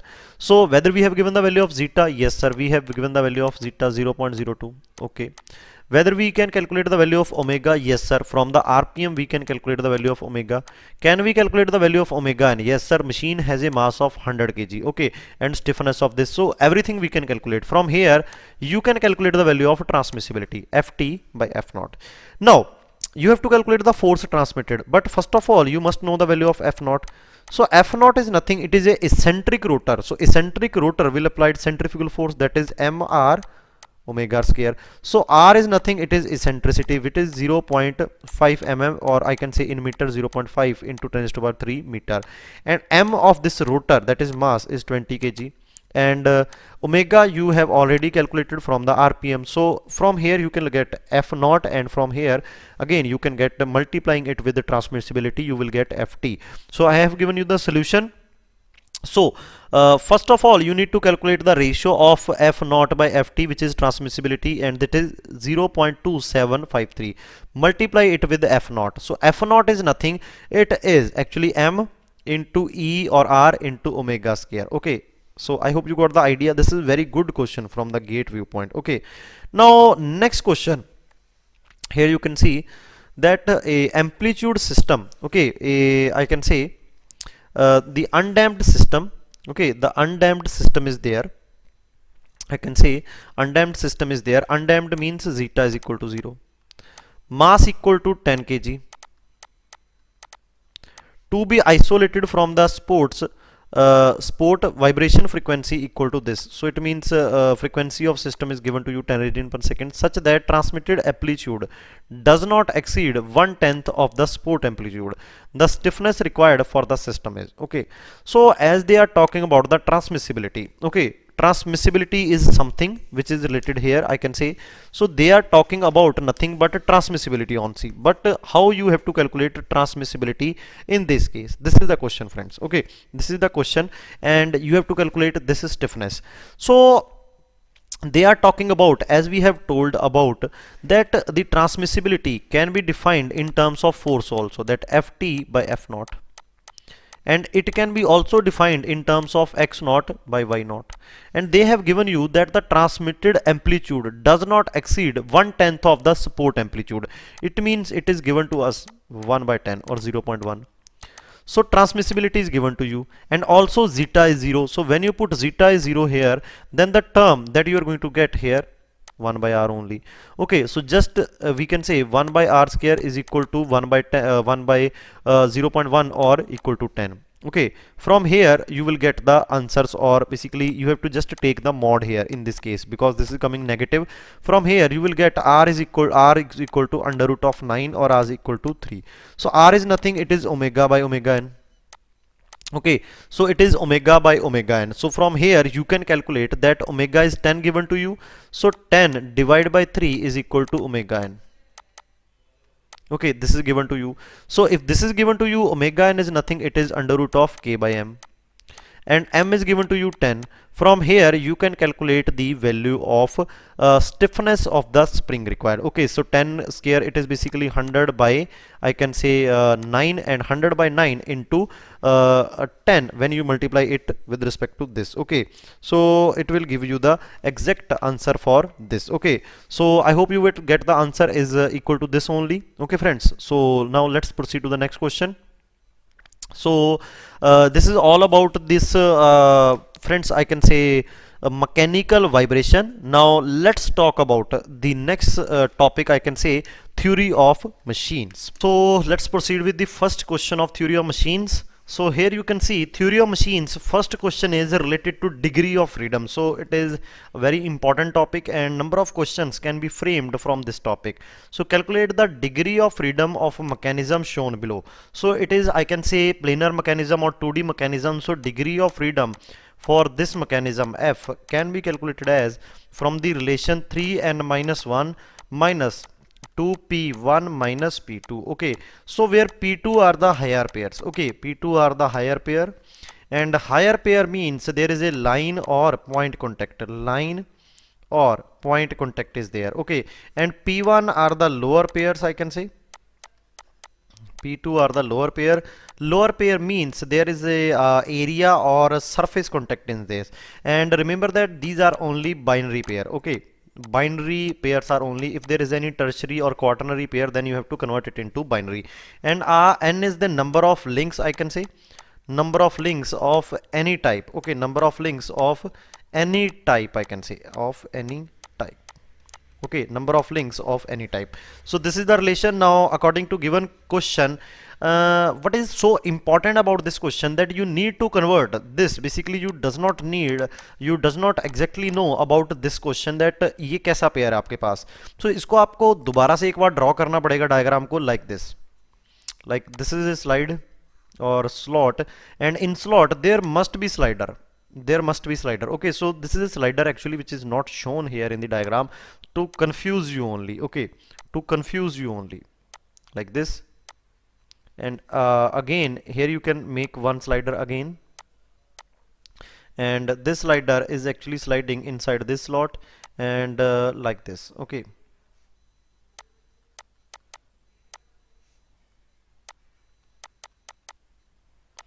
so this is all about this, I can say. Now what you have to do, first of all calculate the number of links. So this is first link, this disk is second link, third link is this fixed link, I can say, and fourth is this link, and fifth is this slider, sixth is this, and seventh is this rod. So number of links are 7, I can say.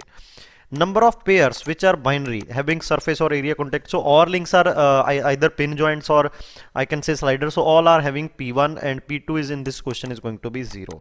So P1 is here, you can see only two links are joining at this point, link number 1 and link number 3. So it is binary pair and it is first binary pair I can say.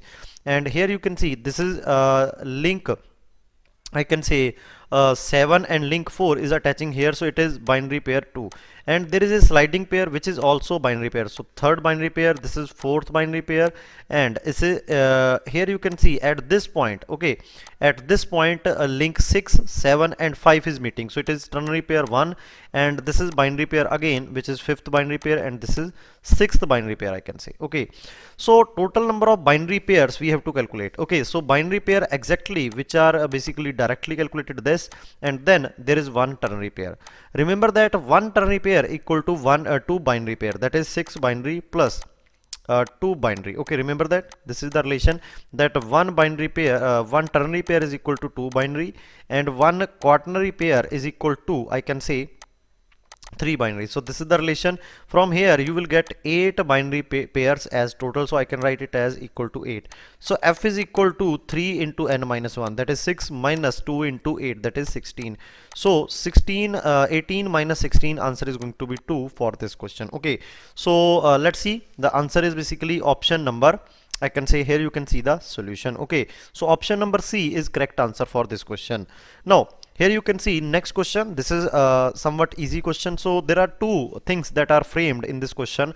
Calculate the number of lower pairs. So lower pair is nothing which is having surface or area contact. Okay, area contact. So if you see this mechanism, here you can see this is a pin joint which is lower pair, this is a pin joint which is a lower pair, this is a pin joint which is lower pair, this is a pin joint which is lower pair, this is a pin joint which is lower pair, and this is a sliding pair which is also a lower pair, which is another sliding pair which is also a lower pair. Okay, so what is going to happen here, that if I calculate the number of links, first of all, this is first link, this is second link, third link is fixed link I can say, fourth is this rod I can say, and fifth is this slider I can say, and sixth is this, and I think we have calculated the number of links, total 6. And now number of binary pair, so this is actually binary pair I can say. Okay, because only link 1 and 2 is meeting here, so binary pair 1. Here it is binary pair, so binary pair 2. Here link 4 and link 1 is meeting, so it is binary pair 3.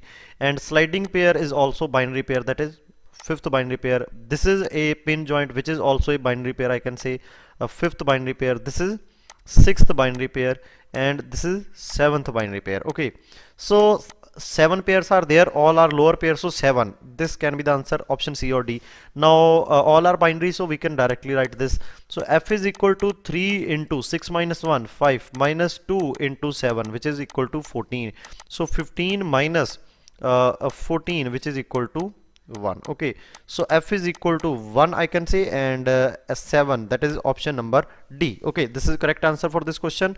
So here you can see the solution. Okay, now next question is very important. Figure below is which kinematic chain? Okay, so there are different type of kinematic chains are like there, pantograph is there, Klein's walking mechanism is there, Watt's chain is there. Okay, Watt's quick return mechanism is there, slider crank chain is there, different mechanism are there. So this is which kind of mechanism? Okay, obviously as there are ternary links are there, this is tertiary link 1, this is tertiary link 2, because there are 3 joints. Okay, this is binary link 1, this is binary link 2 I can say, this is third binary link I can say, and this is fourth binary link. Okay, so 4 binary links are there and 2 tertiary links are there. So obviously it is not going to be quick return mechanism in this, there is no tertiary link in this case. And now let's talk about this. So let me give you the concept of this question. So here you can see there are 2 kind of important chains that are basically generally framed in your question paper, that is Watt's chain and Stephenson chain. In both the chains there are 2 tertiary links, here you can see, and 4 binary links. But in Watt's chain tertiary links are directly connected, here you can see, but in Stephenson's chain the tertiary links are connected through the binary chain. This is the first difference. Now in case of Watt's chain there are 2 loops, one loop is this, second loop is this. In one loop there are 4 links, here you can see link number 1, link number 2, link number 3, and link number 4. Here you can also see 1, 2, 3 and 4. But in this case there is a 5 links in one chain, one loop, and second loop के अंदर there are 4 links. So 1, 3, 2 and 4, and here you can see 1, 2, 3, 4 and 5. Okay, so this is all about the chains. So according to given question, here you can see tertiary links are connected through the binary link. It means it is a Stephenson's chain. Okay, Stephenson's chain, that is option number A. And there are 3 configurations, or I can say different versions of Stephenson's chain. On the other hand, in Watt's chain there are 2 versions. Okay, so these are the differences, friends, between Watt's chain and Stephenson's chains. Please remember that. And I can say the application of this Stephenson's chain is Clan's working mechanism. Okay, remember that also.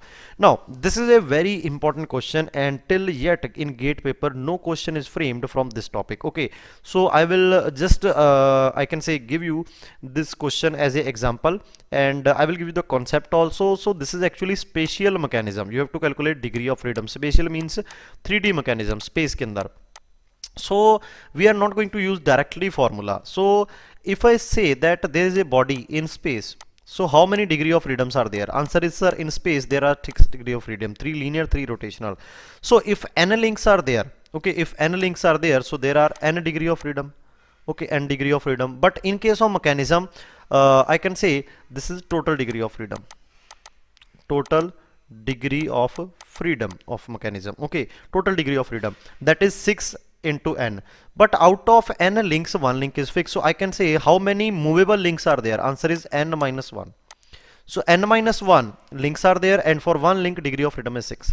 But there are some constraints also. So constraints are also there. Constraints are also there. So I can say degree of freedom of mechanism can be written as 6 into n minus 1 minus number of constraints. Okay, minus number of constraints. Now, so first of all, let me calculate the total degree of freedom. So one is fixed link, this. Second link is this total. This is the second link. Here you can see this is the second link, total. So this is the link number 2. This is link number 3. Here you can see, and this is the link number 4. You can see from the diagram.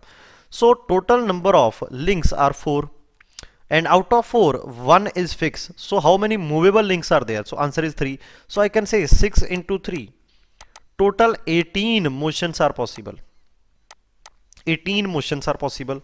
Now if I see that there is a pairs, there is a R pair is there, S pair is there, C pair is there, and P pair is there. What is the meaning of this? P means prismatic, C means cylindrical, S means spherical, and R means revolute. Revolute means it can only rotate in this. P means only it can move. Cylindrical means it can move as well as it can slide. Okay, and in spherical it can rotate in both the basically in all direction, like in about the Z axis also, and about the Y axis also, and about this X axis also. In 3 direction it can rotate. So if I talk about, this is a one pair, this is a one pair, I can say. Okay, so how many constraints are applied by one pair? Okay, so one pair can apply 6 constraints. So how many pairs are there? Answer is, sir, 4. So total constraint कितने लगा सकते हो आप? 24 we can apply the constraint. Okay, so total, these are the total constraint. One pair आपका 6 लगा सकता है constraints. Okay, but out of that 24, how many are possible? Sir, one motion is here possible, 2 motion is here possible, and 3 motions are here possible, and 1 motion is here possible. So I can say 1 and 3, 4, 4 and 2, 6, 6 and 1, 7. So out of this 24, 7 are possible. So it means जो 24 थे उसमें से 7 तो move कर सकते हैं, तो remaining are actually 17. These are the total constraints, I can say. These are the total constraints. Okay, total constraints, that is C. So degree of freedom is nothing, it is 18, that is total degree of freedom, minus number of constraints, that is 7. So answer for this question is 1. Okay, answer for this question is 1. This is very very important question, and I am expecting this type of question in this year GATE question, because no question is framed from this topic till yet. Okay, and remember this also, that if H is written on any pair, it means it is helical pair. helical pair, or it is also called as screw pair, and degree of freedom for this pair is 1, or I can say one motion is possible and 5 constraints are applied by this pair. Okay, so now let's move to the next question, friends. So here you can see the solution. So next question is related to your Grashoff's law. Okay, so Grashoff criteria is there. So according to Grashoff criteria, I will just read this question first of all. In the figure, the dead center extreme position of link AB and DC are shown by dashed line. That is, this link AB and this link DC can move from this point to this point, and this can move from this point to this point. So these are the extreme position. So it means this is a double rocker mechanism. It is a double rocker mechanism. Okay, because it is not rotating completely. These links are not rotating completely. Which of the following link length set indicate is possible? Okay, कौन सा possible है link length set? A B B C C D D A के order में यहाँ पे given है आपको. Now if I talk about this longest link is L,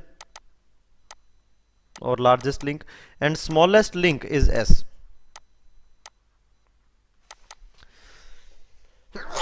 Sorry friends. Now remaining two links are P and Q. Okay, this is a 4-bar mechanism, I can see, and 4 links are there. One is smallest and another is largest. So these are the links, suppose.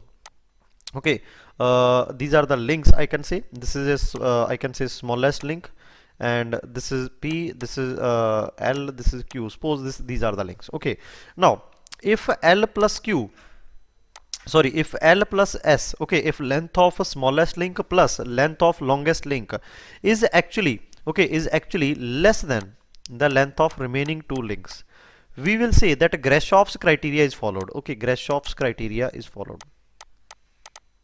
This is the criteria. Now which type of mechanism you will obtain? That if you will fix the smallest link, अगर आप smallest को fix कर दोगे, smallest को S को आपने क्या कर दिया fix, देन आपके पास क्या आएगा? Double crank mechanism. Okay, double crank mechanism. But if you fixed opposite to smallest link, उसको फिक्स कर दोगे, then you will get double rocker mechanism. And if you fix adjacent to smallest link, उसको fix कर दोगे, then you are going to get crank and rocker mechanism. Okay, so these are the possible, that if you fix this link and this criteria is followed, then you are going to get a double crank, that these two links are going to rotate by complete revolution, I can say. And if you fix opposite to smallest like this, then you are going to get double rocker. Okay, so we have to find the condition that first of all this condition is followed, after that opposite to shortest should be fixed. Okay, so let's find. Now I will directly jump, because I know the answer, so I will directly jump to option number let me see the correct answer for this question. So I think it is not given here, so let me just calculate. Let me check option number C first of all. So here you can see the smallest link is 2 and the largest is 5, so 2 plus 5, okay, is going to be 7, and remaining 2 is 5 plus 4, that is 9. Okay, so 5 plus 4, remaining 2, 9. So 7 is less than 9, so it will work. Okay, now according to given condition, which link is fixed? Answer is, sir, AD link is fixed. So for double rocker, it means that if this link is fixed, opposite to this, it should be shortest. It should be shortest, because the condition is that if opposite to shortest is fixed, it is called double rocker. So opposite to AD is BC, so BC is second, so second should be shortest. Yes, it is shortest in this. Okay, and opposite to shortest is fixed. Yes, so this is the correct answer for this question. Okay, so these are the different conditions, I can say. And if you get S plus L is greater than P plus Q, whether you fix any link, you are always going to get a double rocker. Okay, अगर आपके पास ये condition आ जाए तो आप double rocker मिलेगा. अगर S plus L is equal to P plus Q, then you are going to get double crank. Okay, now next question again related to degree of freedom, but the concept is somewhat different. First of all, calculate the number of links. One link is this, and the second link is this, and third link is this, I can say. Fourth link is this. Okay, these are the number of links, I can say. Now one binary pair is this, and second, here you can see it is a point contact. So if it is a point contact, it is a higher pair. It means P2 type of pair, which is here. Okay, and here you can see it is sliding, so it is a surface contact. You can see surface means it is a second binary pair, and it is also a surface contact, so it is a third binary pair. Now just put the values here. F is equal to 3 into 4 minus 1 minus 3 into 2 into p1, which is binary pairs, which are 3, minus 1 higher pair is there. So 3 minus 1, 4 minus 1, 3, 3 into 3, 9, 2 into 3, I can say 6, 6 minus 1, so 9 minus 7, it is equal to 2. Okay, so these are the correct option for this. So we have used the concept of higher pair. Okay, now here you can see the solution. Now next question is basically related to somewhat a different concept, so let's see this question. So next question is somewhat very I can say simple question, but it is a very tricky question also. Okay, first of all there is a inversion of slider crank mechanism shown in the figure has following properties. Length of link L1 10 centimeter, length of link L2 4 centimeter, E is 3 centimeter. Find S when theta 2 is 90 degree. Okay, so you have to calculate this distance E, L1, L2 and theta 2 is equal to 90 degrees given to us. Okay, and you have to just basically see this question that there is a rule called cos rule we can use, and there is a Pythagoras theorem that we can use in this term. Okay, in this question I can say.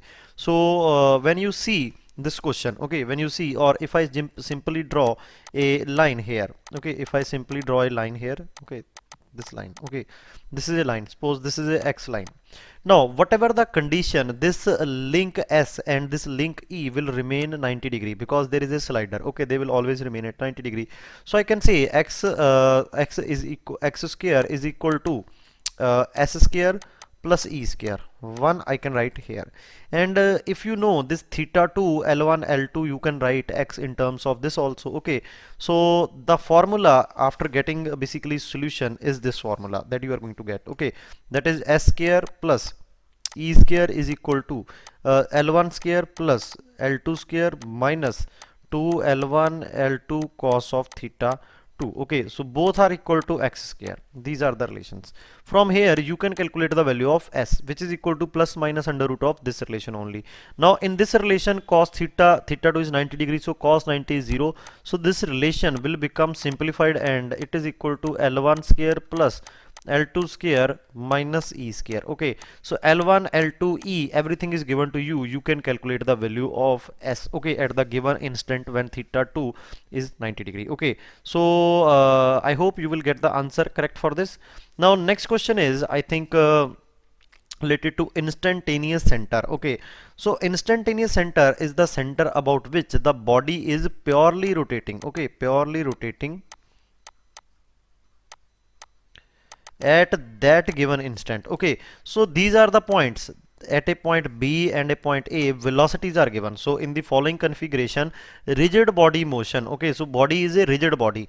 Velocity at A is 2 meter per second, AC distance is 5 meter, CB distance is 2.5 meter. The magnitude of velocity at point B, the length of AC and CB are perpendicular to the vector A and vector B. So what you are going to do, you are simply just going to do that. If suppose I give you example, this is a disc which is rotating about this hinge. Okay, so when you draw a perpendicular or a radial distance, and you will see that the tangential velocity is VA and this distance is suppose A. Okay, this distance is A. So if this is rotating with angular velocity omega, so I can write that VA is equal to R, which is equal to A into omega. Okay, similarly if there is any more tangential velocity at any point B, if you draw perpendicular to that velocity, it will also meet at center point. Okay, so this center point is the point about which body is rotating. I can say, okay, this is the point about which body is rotating actually. So it means if you know the tangential velocity at any 2 points on a body which is purely rotating, then by drawing perpendicular to that tangential velocities, you will get the point about which that body is rotating. So similar condition is given to us. The velocity is given, and this distances are also given, which are 90 degree. So wherever they will intersect, this point is called instantaneous center, or the point of pure rotational motion. Okay, omega. Now from here I can write VA is equal to R. Okay, R is in this case is AC into omega. Similarly, VB is equal to BC into omega. So when you divide, you will get VA by VB is equal to AC divided by BC. Okay, so everything is given to you. From here you can calculate the value of velocity at point B. Okay, so VA is given to us 2, and VB we have to calculate. AC is 5, and CB or BC is 2.5. Okay, from here it is 2, and 2 ke saath 2 is cancel, so VA is equal to 1, I can say. So option number C is correct for this question. Now this is basically C answer. Now next question is again somewhat basically related to another concept which is very important, that is angular velocity ratio theorem. Okay, so what is that question, or what is this question?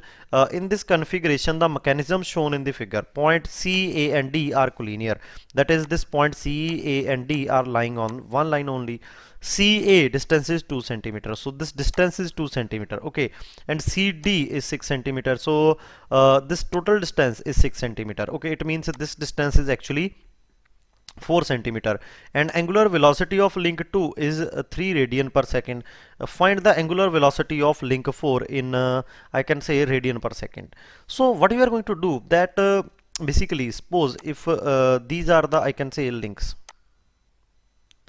The concept is like this: if this is link number 1, which is fixed, I can see, and if I just draw this is link number 2, this is link number 3, this is link number 4. Okay, now if I give you the angular velocity of link number 2 as omega 2, angular velocity of link number 4 omega 4, this is instantaneous center I14, this is instantaneous center I12, and this is instantaneous center I24. Okay, so from here the angular velocity ratio theorem said that omega 2 will be inversely proportional to the distance of their common eye center from the fixed this. Okay, so we are talking about omega 2. So omega 2 sorry, this omega 2, so link number 2 के बारे में बात कर रहे हैं, तो link number 2 का instantaneous center with fixed link क्या है, 1 2. So I can say I24 minus I12. Similarly, if I talk about omega 4, so it is inversely proportional to this distance.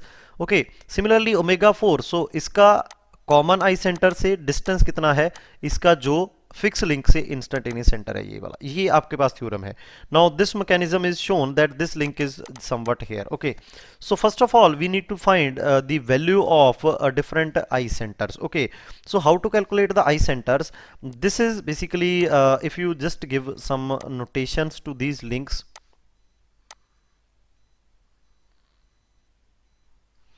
Okay, so here you can see this is fixed link, this is 2, this is 3, and this is 4, this is 1.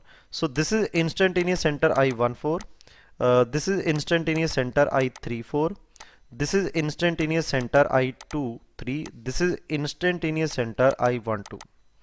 Okay, now what is going to happen here, that draw a line according to Kennedy's theorem. Draw a line on this, and on this line which links are lying, 1 4 and 3 link is this. Okay, so 1 3 and 4, sorry, yes, 1 3 and 4. So what are the combinations, sir? 1 3 can be there, 1 4 can be there, 3 4 can be 4. So there are 3 combination of eye centers. 1 4 and 3 4 is already known. It means 1 3 is lying somewhat on this line. Similarly, I can draw one line along this link also.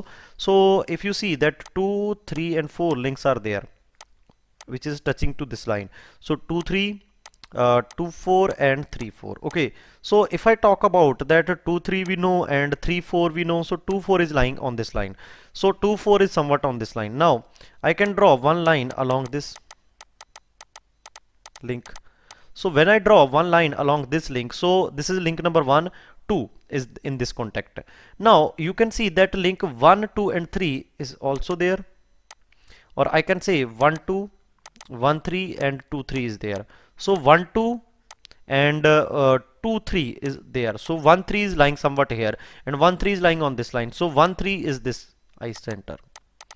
If I say that on this line link 1 के साथ 2 भी contact में and 1 के साथ 4 भी contact में, so this combination can also be possible 1 2 4. So 1 2 1 4 and 2 4.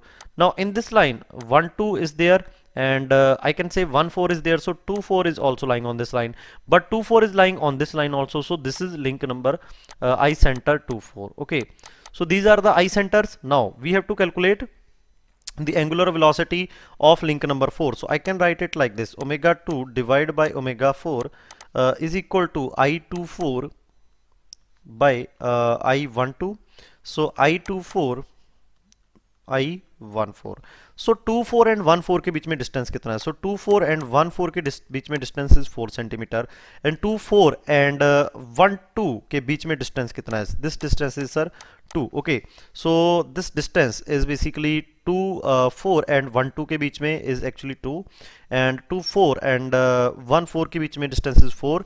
So I can say omega 2 divided by omega 4 is equal to 2, and omega 2 you are already knowing, so 3 by 2 is equal to omega 4, which is nothing but it is simply a 1.5 radian per second, which is option number A is correct answer for this question. Okay, so I have just solved it like simply this also. So I hope you will get the idea of this question, and this question is very very important.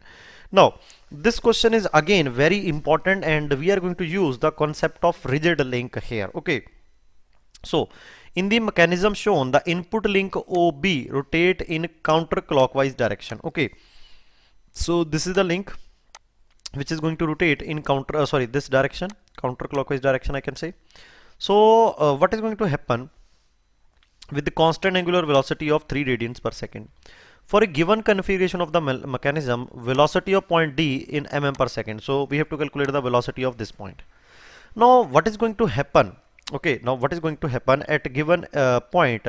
We can, by using these I can say, if I just say that these are the sum of the points that I can draw, and this is point A and this is point B, this is point O. So if I know the angular velocity and this distance r, so I can calculate the tangential velocity at this point, which is equal to r into omega. And if this distance is 200 mm, and if this distance, okay, if this distance is 200 mm, this is 50 mm, if I assume this as a theta, so I can calculate this theta also. Okay, so if I can calculate this theta, I can find this component. Suppose the velocity at point A is v. If this is v, then along this line AB is v cos of theta. Now if I just make two components of this velocity, okay, so two components, if this angle is theta, this angle is also theta. If this angle is theta, so I can write r omega cos of theta. Now obviously at a given instant, as this is a one link only, so if the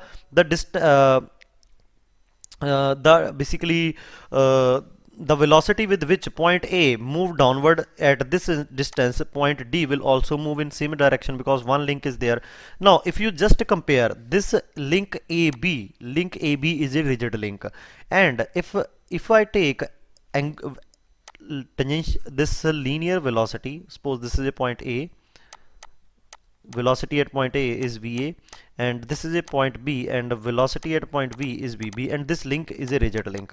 Then what is the assumption, or what is the condition, that the distance between 2 points is not going to change on the rigid link? Okay sir, we know if distance is not going to change, it means the velocity at A is equal to velocity at B. That is in this condition only distance is not going to change.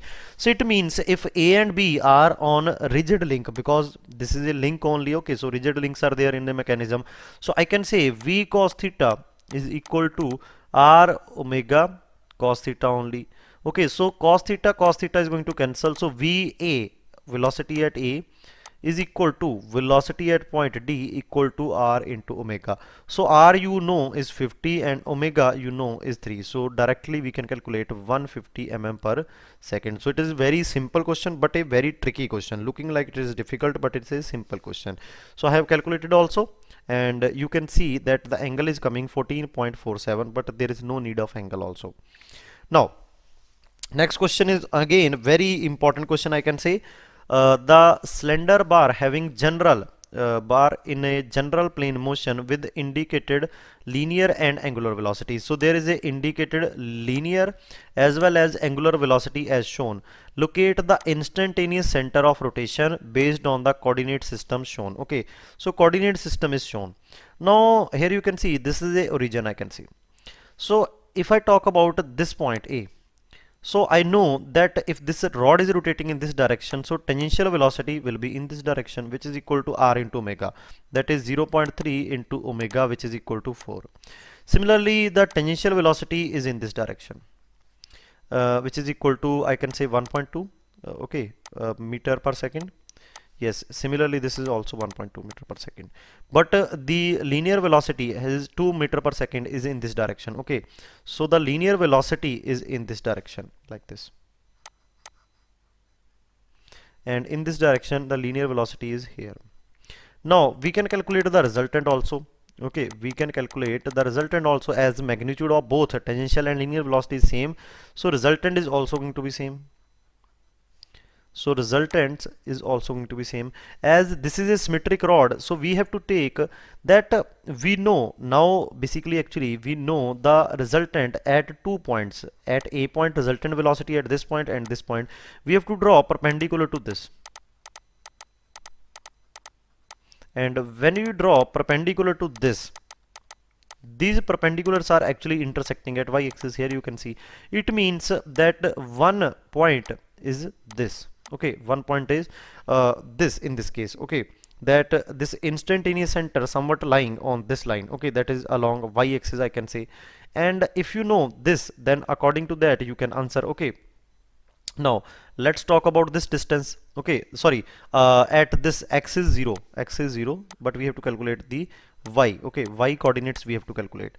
Now that if I just say that this distance is 0.3, this distance is 0.3, and if I somewhat calculate this angle, then I can calculate the distance also. Okay, that distance also I can calculate. So let's see how we have calculated that distance. Okay, so from this I can say these are the vectors, and from here I have calculated angle. Okay, I have calculated the angle of resultant, which is approximately 30 degree or 31 degree. From here I have calculated this angle 60 degree. If this distance is 0.3, this angle is 60, so I can say this is 0.5. So I can say this x-axis distance is 0 and y-axis distance is 0.5. This is the correct answer for this question. Okay, it is very simple but very tricky question, I can say, again a GATE kind of question. Okay, now let's proceed to the next question. Next question is again important question. The angular speed of link OB for a mechanism shown. Okay, the angular speed of link OB. So OB link का आपको angular speed निकालना है in radian per second. Now again that basically if I consider link AB, यहाँ पे the velocity is given to you, which is equal to 2 meter per second. If by somewhat I can calculate this angle theta, yes I can calculate, because from this triangle this side is 180 and this side is 160, so I can calculate theta also. If I know the value of theta, I can say this component is 2 cos of theta, and I know that at point B, this is point A and this point is B, and B पे यहाँ पे ये वाला link है, तो यहाँ पे this is r omega, and along this, if this is theta I can say, so this is 90 minus theta. Okay, this is 90 minus theta, so this is 90 minus theta. So there are two components of r omega I can say, so I can write r omega cos 90 minus theta. This component can be written in this direction, and both velocities are going to same. So by using that concept I can solve this question. Okay, as there is a rigid links in this mechanism only. So here you can see the angle is 62.7.5, and here this angle is 27.25, 90 minus theta, and r omega, r is given to you, omega you have to calculate, so cos 27.25, which is equal to 0.1066 omega, and after calculation of this is coming to 0.9163 meter per second, and the angular velocity for this link is 8.58 radian per second. Okay, now very important question, and similar type of questions are framed last year also I can say. Now again very simple but very tricky question, some calculation based question. So this total angle is 105 given to you. sorry friends, the location of a relative instantaneous center of a slender bar based on the coordinates shown. Okay, so you have to calculate the instantaneous center. So this bar is obviously going to slide down with this velocity, so the velocity at this point obviously going to be in downward direction, but in this direction along this. So you have to draw the perpendiculars. When you draw the perpendiculars, they are going to meet here, and this is the eye center. So we have to calculate the coordinates from this distance. Okay, if this angle is 105, so this angle is, okay, 90 minus 105, which is equal to 15 degrees. So I have calculated by using different geometrical concepts, and you have to also calculate. Let me directly give you the solution. So I have using the rules of triangle and other geometrical rules. I have calculated the value. Okay, so my distance, basically y, is actually coming, this is somewhat this. Okay, and this is basically correct answer for this question. I can say is, I can say D is correct answer. Okay, which is coming, okay, this is distance is actually, I can say, is coming like this, 0.292. okay, 0.292 x is coming. So this is the only option. Okay, directly you can calculate. Okay, directly you can calculate by using this. Okay, so I hope you got the idea about this. Okay, simple question hai. And now in the next question is the angular speed of cylinder bar. So angular speed, if you know the velocity and this distance, so you know this is I center and this is distance y, 0.3586, and here some velocity is given to you, this VB is given to you 0.5. So I can write 0.5 is equal to r, which is equal to y into omega. So from here you can calculate y is equal to this. Okay, and omega you can calculate from here only. So this is also given to you. Okay, so and after calculation you can calculate this also. So answer for this is option number D. Simple question but geometrical concepts hai. Please try to calculate this. Now next question is a very simple question. Again similar concept is there, and in figure below find the sliding velocity of rod AB. So this is rod AB, this is rod AB through collar C. So this is collar C through which this rod is sliding when link OA rotate in clockwise direction at this angular velocity and theta is 45. So this is the given condition that this is 45 degree and it is rotating with 4 radians per second. Okay, now this is the given condition, I can say. Okay, now from here you can see that if I draw a triangle, okay, if I draw a triangle, then this angle is 45 and perpendicular to this there is a r into omega, and along this link there is a sliding velocity which is equal to v. Okay, if this is 45, similarly you can calculate the angles also because geometrical dimensions are given to you. This is 45, this is 240 mm, okay, and this is 80 mm. You can calculate this theta also. So if you can calculate this theta, you can calculate this angle also theta. If this is theta, this is theta also. Okay, so accordingly if you can calculate this theta and this angle, so you can draw the components of this. How you can make the component, let me show you. I have already made these components. So here you can see I have used first of all sine rule, that is x by sine of 45 and 240 divided by sine of theta. So I have calculated theta as 62.15. Now r omega is this angle, and this angle is obviously 90 degree. 40 plus 40, 90 degree. R omega is going to perpendicular, and this angle you have calculated. Okay, this angle you have calculated, total angle 62.15. From here I have calculated this angle between the sliding velocity which is and the angle between this r omega. Okay, so when you see that the angle is coming up to be 27.86, this angle is coming to be 27.86. if this is r omega, then the component r of r omega, okay, if this is r omega, I can say like this. If this is r omega and this is sliding velocity, so component of this r omega in this direction is equal to r omega cos of theta. From here you can calculate the sliding velocity, so you need to know only this theta angle. So when you solve this question you will get 282.9 or 283 something. Okay, so this is basically exactly option D is matching with this. So you have to just solve this. I have given you the concept for this question. Now again similar line pe question hai. The slider in figure move at a speed of I can say 10 mm per second at a given instant. The angular velocity of OA in radian per second we have to calculate. Okay, so here you can see geometrical dimensions are given. Okay, from here you can calculate the value of theta and all. Okay, so let me give you the question का solution. यहाँ पे I have taken AB rod, and AB rod is there, and A point के ऊपर R omega is in this direction. So from here I can make two components of this R omega along this rod. So along this rod, this is basically R omega sine 36.86 degree. How? From the given geometry I have calculated this angle theta. Okay, and if this slider is sliding in this direction, there is a velocity of slider in this direction also, which is 10 cos 36.86. Okay, so same angle is there. From here we have seen that no relative motion along AB, so by comparing the velocities we have calculated omega. Very simple question, because all questions are based on same concept, so I am just doing it very fast. Now again similar concept के ऊपर question.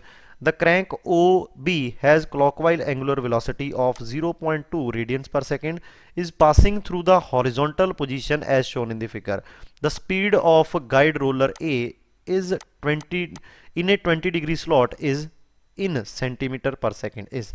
तो आपको इसका speed निकालना है इस direction में. If this has a some speed along this, there is a component of this speed along this direction. If there is a R omega in this direction, there is a component of R omega in this direction. So you have to compare this component and this component only. Similar concept. So let me give you here, you can see these are the components, and you have to compare this V cos 40 degree and this component 0.0692. Okay, so please solve this question and then compare this your solution with this question. Okay, so next question is friends from gear train topic. So let's see this question, and this question is basically from epicyclic gear train. Okay, it is very good question, and from this topic you can expect for sure one question. Okay, so here you can see the line diagram is very confusing actually. Okay, so here you can see number of teeths are given, that number of teeth on gear number 2 is 40, and on gear number 3 is 20, on gear number 4 is 20,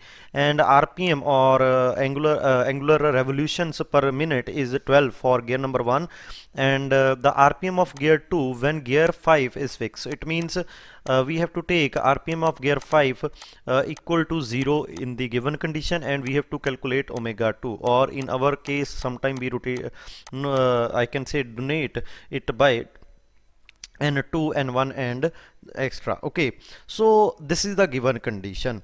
Now first of all we must know that the number of gears, number of teeth on this fifth, that is outer gear. Okay, from here I can write the diametric relation. Okay, that can I write that the radius of like this, radius of gear number 2 plus, okay, the radius of gear number 2 plus the 2 time, okay, plus 2 times the radius of gear number 3, like this, okay, plus the 2 times radius of gear number 4 is equal to radius of gear number 5. Can I write this? Yes. Here you can see from this axis, this is the radius of 2, this is 2 times the radius of 3, this is 2 times the radius of 4, and it is equivalent to this total. Okay, radius of gear 5, I can say this is total, I can say. Okay, so I hope you got the idea about this, friends. Now if this relation can be written, that is R2 plus 2 R3 plus 2 R4 is equal to R5. Now if no module is given, then we can assume that module is same, because all the gears are meshing with each other. If all the gears are meshing, they must have same module, so I can replace radius by number of teeth. So I can write the relation n2 plus 2n3 plus 2n4 is equal to n5. Now from the given I can say terms, I can put n2 as a 40 plus 2 into n3 is 20 plus n4 is also 20 is equal to n5. Okay, so after calculation of this you will get n5 as I think 40 plus 40 plus 40, that is 120 number of teeth. So that we have got from here. Now if you got 120 teeth for this, okay, let me write here n5 is equal to 120. Now we have to make the table. Okay, so the given conditions we have to write here, and then next is arm First of all, arm is there. Okay, we have to write it for arm, I can say. And the arm is indicated by 1. Here you can see indicated by 1. Okay, so it is 1, I can say. And then we have to give input RPM to gear number 2, which will rotate gear number 3, and which will rotate, I can say, gear number 4, and gear number 4 will rotate gear number 5. So this is going to be the condition. Now initially arm is going to be fixed. If arm is fixed, it is equal to 0, and I have given plus 1 revolution to gear number 2. Okay, so plus 1 revolution to this. So I have given plus 1 revolution to this. Now when I give plus 1 revolution to this, I can write that N3 by N2 is equal to T2 by T3. Okay, can I write this? Now T2 by T3, T2 is the number of teeth on gear number 2, T3 is the number of teeth on gear number 3. So I can write it as like this: 40 divided by 20 is equal to 2. Or it is equal to N3 is equal to 2 into N2. Okay, so from here N2 is plus 1. It is going to be 2. Now from the relation that gear 3 and gear 2 are meshing externally, if they are meshing externally, they are going to rotate in opposite direction.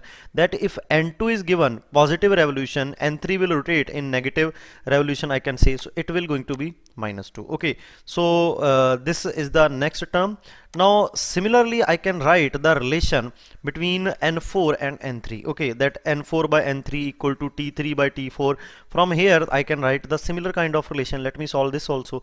So N4 by N3 is equal to T3 by T4. Okay, so T3 is the number of teeth on this 20 and T4 is 20, so it is 1. So I can say N4 is equal to N3, but N3 is equal to 2. So let me write here 2.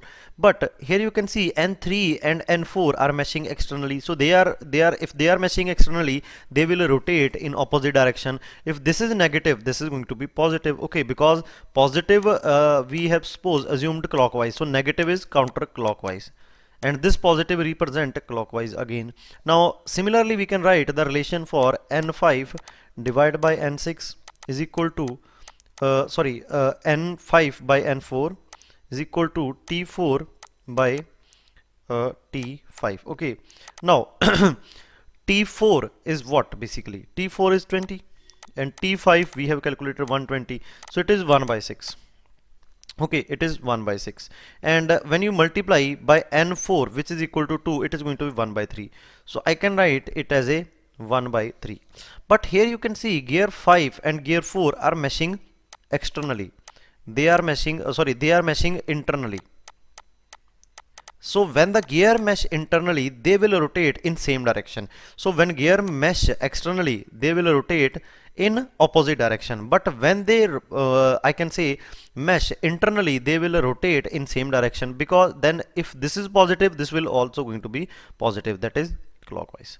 Now if you make correctly this, then after that you have to just give arm again fix, and this is 0. Then you have to give x revolution to this, that is minus 2x plus 2x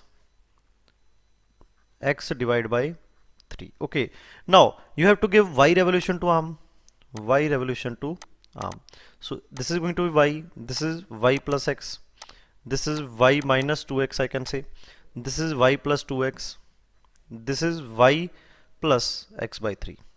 So this is going to be the table, final table. Okay, now from the given conditions, I can say, okay, from the given condition, the gear number 5 is fixed, but the RPM of gear number 5 is this. So I can say if RPM is 0, so I can write y is equal to minus x by 3, because it is equal to 0. So this is the relation between y and x.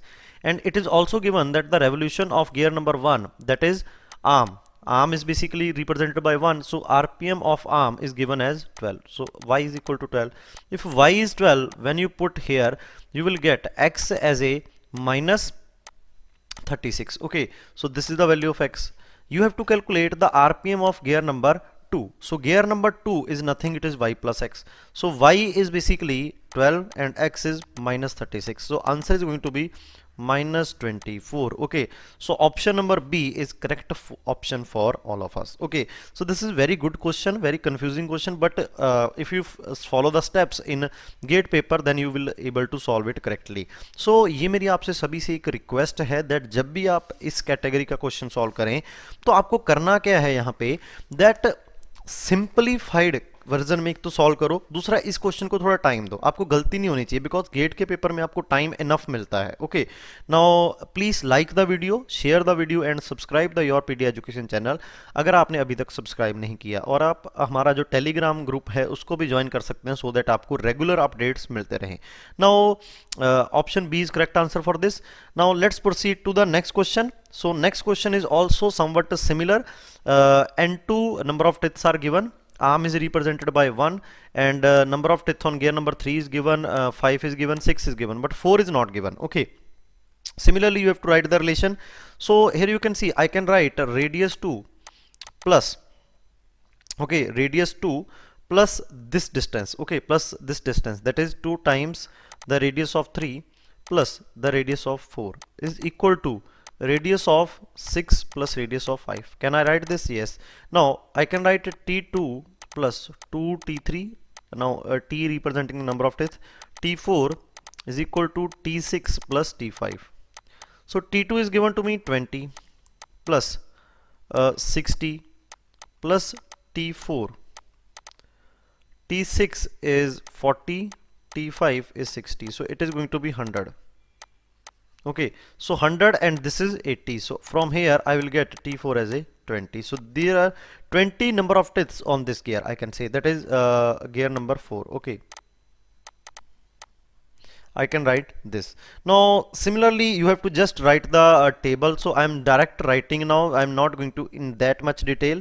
So N2, N3 and N4 or N5. Okay, now you can see that gear 4 and gear 5 are on same shafts. Okay, so they will going to rotate at the same RPM, so no need to write any extra column for this. Okay, make any extra column and then N6.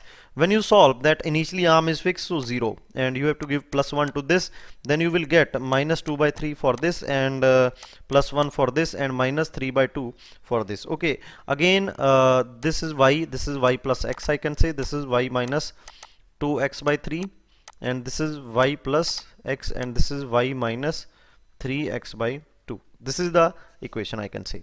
Now the gear 6 is fixed, it means y is equal to 3x by 2, and RPM of gear number 2, that is, it is given 30 here to you, so it means y plus x is given to you 30. Okay, from here put the value of y, I can say. So when you put the value of y here, 3x by 2 plus x is equal to 30. So 5x is equal to 60, or x is equal to 12. Okay, so this is 12. Now you will, when you put the value here, so it is going to be y into 3 into 12 by 2. Okay, so 6, 18. Okay, so you have to calculate that RPM of arm is, which is equal to y, that is 18. So option number B is correct answer for this question. So अगर आपने ये पहले वाला रो बना लिया अच्छे से, then you will able to solve the question very much correctly. Now next question is again based on same concept, that is radius, and that concept only. Okay, so first of all let's see whether all number of teeth are given. 2, 3, 4, 5 is given, but 6 is not given. So I can write, or I can reach up to here. Okay, so I can write that radius of gear number 2 minus radius of 3. Okay, so then I will get this R. For this I can say it is equal to radius of gear 6 minus 2 times radius of gear 5 minus radius of 4.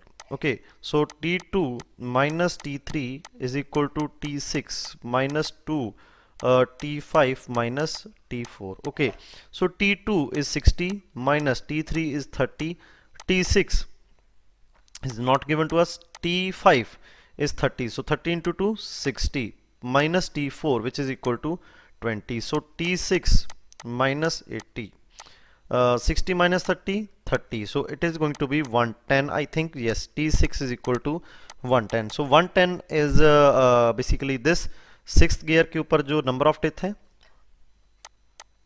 110. Okay, so again we have to just make the table. So let me give you directly the table. Arm is there, and let's see, we have given input to N2, then N3 and N4 are on same gear, same shaft, sorry. So like this. Okay, and then N5 will rotate, after that N6 will rotate. Arm is initially 0, you have to give +1 revolution to this, then +2 you will receive here, then -4 by 3, and then -4 by 11 you will get here. Okay, so after putting all the values, I can say after putting all the values, this is y plus x, and this is y plus 2x, and this is y minus 4x by 3, and this is y minus 4x by 11. Okay, so according to the given condition you can solve. N2 and N1 are given to you. So N1 mean arm, so y is given to you 10, and N2 y plus x, it is given to you as 21. From here x is equal to 11, I can say. Okay, so whatever you have to find, just see here, N6 you have to see. So N6 is y, 10 minus 4 into x, 11 divided by 11. So it is going to be 6 RPM is correct answer for this. That is option number D. Now next question is this, friends. So I am just lefting this question on all of you so that you can able to solve this question. Okay, so please solve this question. I am just giving you the answer that first of all you have to calculate N7, which is equal to be, I think, 95. Okay, 95 number of tests on this, and I am just giving you the table also. Arm, N2, N3, N4, N5, N6, and then N7. Okay, so I'm just giving you directly the relation NY 9 by 11 minus 9 by 4 plus 3 and then plus 1 then 0. Okay, so these are the relations or terms that you have to get basically. So please solve the question. I am just giving you this as a assignment. Okay, and match your answer. Now next question is also a assignment for all of you, because basically similar kind of questions we have already solved. So I'm just giving you that. First of all you need to calculate the number of teeth on this, which is equal to 55.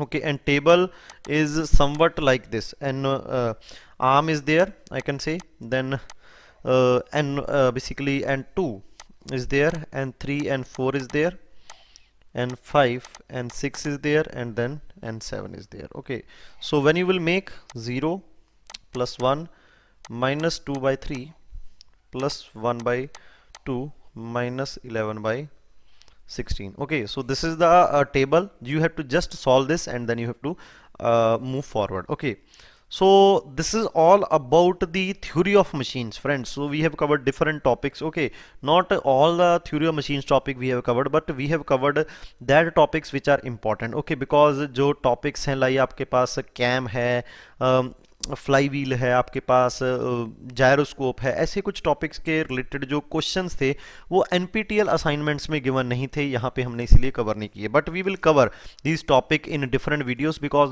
Those topics are also very much important. Okay, so अभी start करते हैं production engineering को. Production engineering के अंदर जो topics हैं like welding, casting is there, that I am going to take, and Saklani sir will going to take the other parts like metal cutting, metal forming and other metallurgy part. Okay, so the first question from the casting is the line graph that represent the change of phase of a matter from liquid to solid is cooling curve, melting curve, solid curve or fusion curve. Okay, कैसी curve बोलते हैं उसको.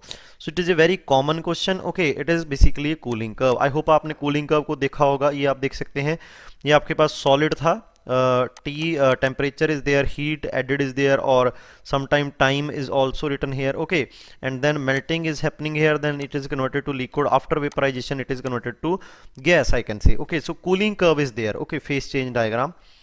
Now when a height of cylinder, okay, when with the height of a cylinder as 2 times its diameter. Okay, so h is equal to 2 times d. This is the relation. The ratio of solidification time for a sphere to that of cylinder of a same diameter. Okay, so solidification time of a sphere to that of cylinder of same diameter. Okay, so it means the diameter of sphere is equal to the diameter of cylinder will be. क्या होगा इसका solidification time? So remember that Chavernois law will give you the solidification time. I can say so simply the formula is solidification time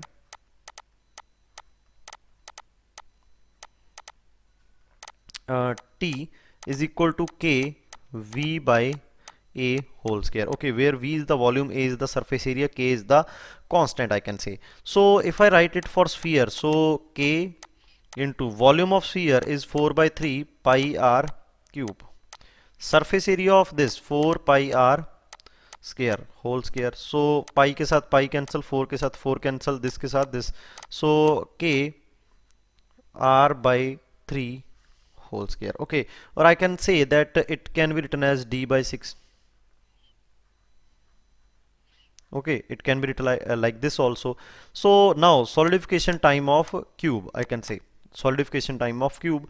So sorry, cylinder. Okay, so volume of cylinder is basically, I can say pi by 4 d square h, and surface area is going to be pi d h, that is curved surface area, plus the surface area of basically both the ends, that is going to be pi by 4 d square into 2, which is equal to pi by 2. This is the surface area. Now but according to given question, h is equal to d, I can say. So it is going to be k pi by 4 h is equal to 2d, I can say. Okay, so when you put it like this, it will become d cube and this will become 2. Okay, now pi into 2, basically 2 d cube, I can say, plus pi by 2 d square. Okay, so this is the relation I think I am getting. Okay, so pi by 4 d square, yes, I am getting this relation from here. Okay, so this is actually d square. Okay, it is d square. Okay, because 1d is only there. So let's solve this. Pi and pi is going to be cancelled. Okay, and after solution, let me just see that what is coming. So it is d cube divided by 2, and it is 2d square plus d square by 2. So it is k d cube by 2. So 2 into 2 4, 4 plus 1 5. So 5 d square by 2. Okay, so it will going to be cancelled and whole square is also there, and this is going to be cancelled. So it is d by 5, I can say. So d by 5 whole square. Okay, so I can say solidification time of cylinder is d raised to power 2 divided by 25, and solidification time of sphere is d raised to power 2 divided by 36. So we have to find the ratio of solidification time of sphere, that is ts divided by to the cylinder. So for sphere it is d square by 36, and for cylinder it is inverse like this. So 25 by 36. So option number B is correct for this. Okay, this is very good question, simple question, but a quite calculative question. Okay, quite calculative question I can say. So आप mistake यहाँ पे commit कर सकते हैं. So ये आप देख सकते हैं, ऐसा कुछ आपके पास ये लॉ है, and it is basically C M is also called mould constant. जिसको हमने के लिखा था उसको आप कांस्टेंट और मोल्ड कांस्टेंट भी बोल सकते हैं. T S is the total solidification time, V is the volume of casting, A is the surface area of casting, N is the exponent usually taken to have a value of 2. Now a cylindrical mold have a diameter to height ratio as 1. Okay, so it mean height is equal to diameter. This is given, and a mold is cylindrical. Considering the total solidification time is 2 minutes, and mold constant K as 1956000 second per meter square. Okay, so here time is given in minutes, so we have to convert it into seconds. So it is going to be 2 minutes equal to 120 seconds. Dimensions of mold will be, okay, so simply that this kind of mold is there, and solidification time for mold we have to calculate it for cylinder, which is equal to K into volume. Volume is nothing, it is pi by 4 d square h divided by surface area, so it is pi d. Okay, pi d into h plus pi by 2 d square, but here d is equal to h, so we have to solve this question whole square. Pi by 4 d cube divided by pi d square plus pi d square by 2. So d square, pi, and 1 d will left here. So you will get d by 4 divided by 1 plus 1 by 2. Okay, so what is going to happen here? 2 plus 3. So d by 4 and 3 by 2. So this is going to be cancelled, so whole square. So I can say k d by 6 whole square. Okay, so this is the solidification time for this, I can say. So just put all the values from here, you will get the value of diameter, and from diameter, which is equal to height only. Okay, so answer for this question is 4.7. Now let's see the next question. So next question is, dowel pins are used for aligning two halves of the mold with withdrawal of cast from the mold in place of core, all of the above. Okay, तो dowel pins क्या होती हैं? Dowel pins actually आपका एक I can say assembly elements हैं जो दो components को assemble करने के लिए और align करने के लिए use करते हैं. Here you can see these are the pins like this. This is a pin. And इस पे थ्रेड्स नहीं होती आपके पास. ओके, सिंपली पिन है. तो आप एक कंपोनेंट लोगे जिसके अंदर ऐसे कुछ होल होगा, इसके अंदर डॉल पिन को ऐसे लगा दोगे, एंड सेकंड कंपोनेंट को आप इसके ऊपर ऐसे अटैच कर दोगे. तो ये अलाइनमेंट के लिए यहाँ पे इसको यूज कर सकते हैं आप. ओके, डॉल पिन्स को. Next is permeability number can be calculated as. So permeability is the property of moulding sand to pass the air through it. Okay, so it can be calculated by using a number is called permeability number, and this is a direct formula for this, VH by PAT, where V is the volume of air that is passed. There is a cylindrical specimen that we consider in this, and when we pass air through this, okay, this is the height of cylinder, I can say height of specimen H, and V is the volume of air passed, P is the pressure of air at which it is going to be passed, which is in gram per centimeter square. A is the cross section area of the sand specimen. T is the time in minutes, which is air, which is taken by air from going this end to this end. Okay, this is the time. Now next is shake allowance is there, distortion allowance is there, machining allowance is there, draft allowance is there. In first column, in second column there are options, we have to match. So I can say a draft allowance. Let's see, drafts mean a taper. Okay, taper is there. So taper is provided on the pattern for its removal. So I can say D is confirmed to us, is third. So option A or B can be there. Now if D is third, C is 1, it means that machining allowance C is 1. Depending upon the casting technique, material to be cast allowance are provided to finishing. Okay, so finishing is somewhat related to machining. Now next is distortion allowance, and uske baad shake allowance is there. So provided in a long flat portion which may have thin section. So like if I talk about T section flange like this, okay, this, so in casting it may be become like this. Okay, long thin section, तो उसके लिए आप कौन सी allowance provide करते हैं? Distortion. So long flat portion which we have thin section, तो उसके लिए आप प्रोवाइड करते हो डिस्टॉर्शन अलाउंस आपके पास. ओके, डिस्टॉर्शन अलाउंस आप यहाँ पे प्रोवाइड कर देते हो इसके लिए. सो बी का कौन सा हो जाएगा? Second. So option number B is correct for this, I can say. Okay, so we have answer correctly. Now in casting gating ratio is defined as the ratio of. Gating ratio किसको बोलते हैं? So it is a very simple question. Let me show the diagram here also, gating ratio. So here you can see the definition of gating ratio, but first of all, this is a gating system, this is a I can say sprue. After that there is a choke, and after that there is a runner, skim bob is also there, then in gate area is there, and then casting is there.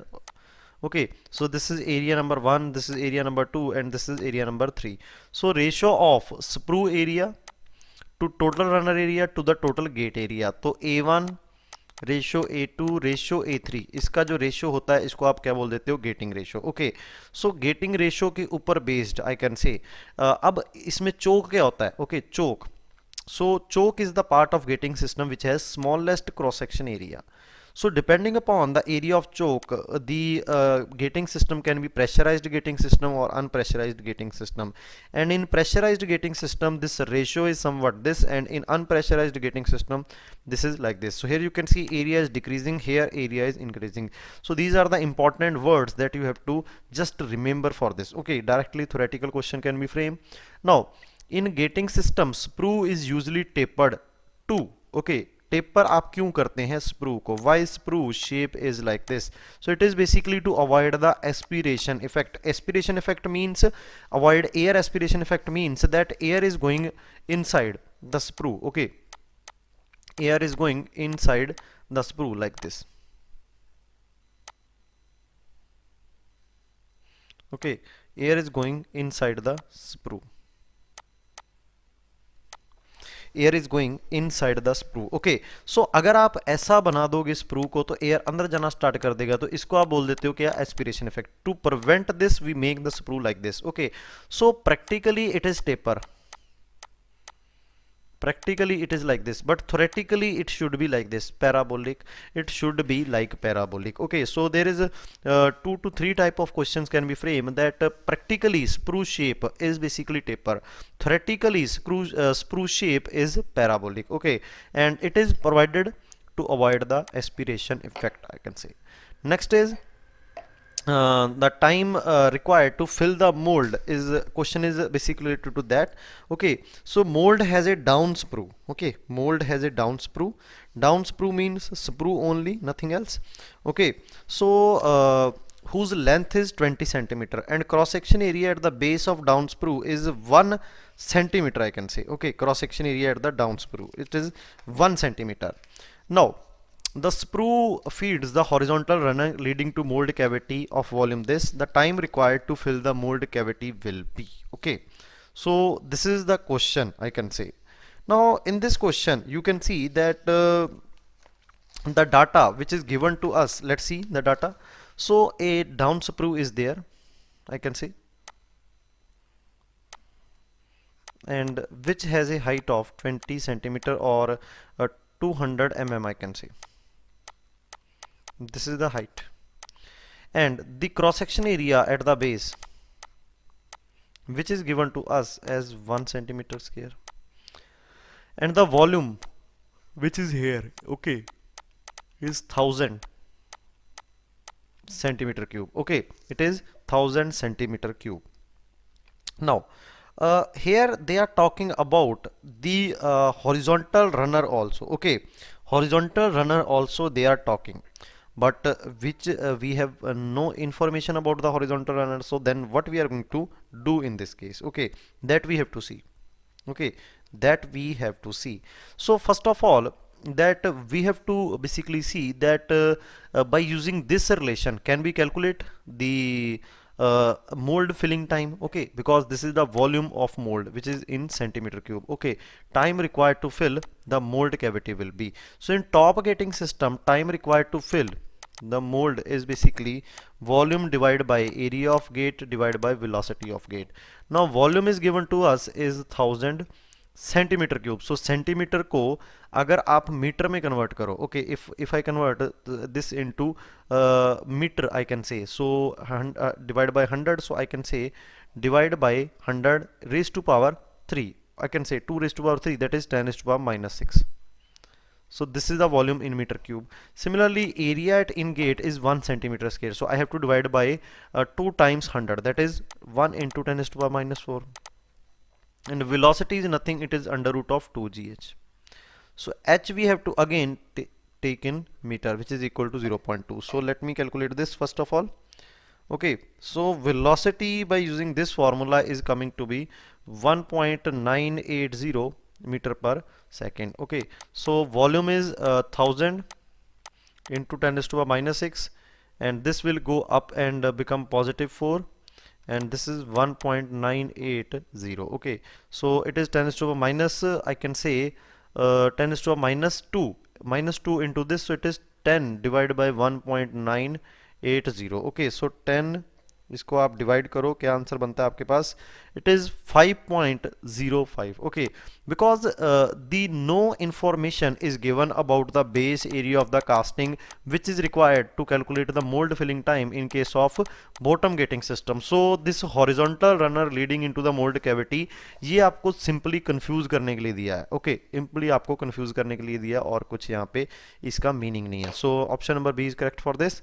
Now in a sand casting process, sprue of 10 mm base diameter and 250 mm height lead to a runner which filled the mold cavity of 100 mm size. The volume flow rate in mm cube per second and the mold filling time in seconds. So this is sprue, I can say, and this is area. Okay, sprue of this much area.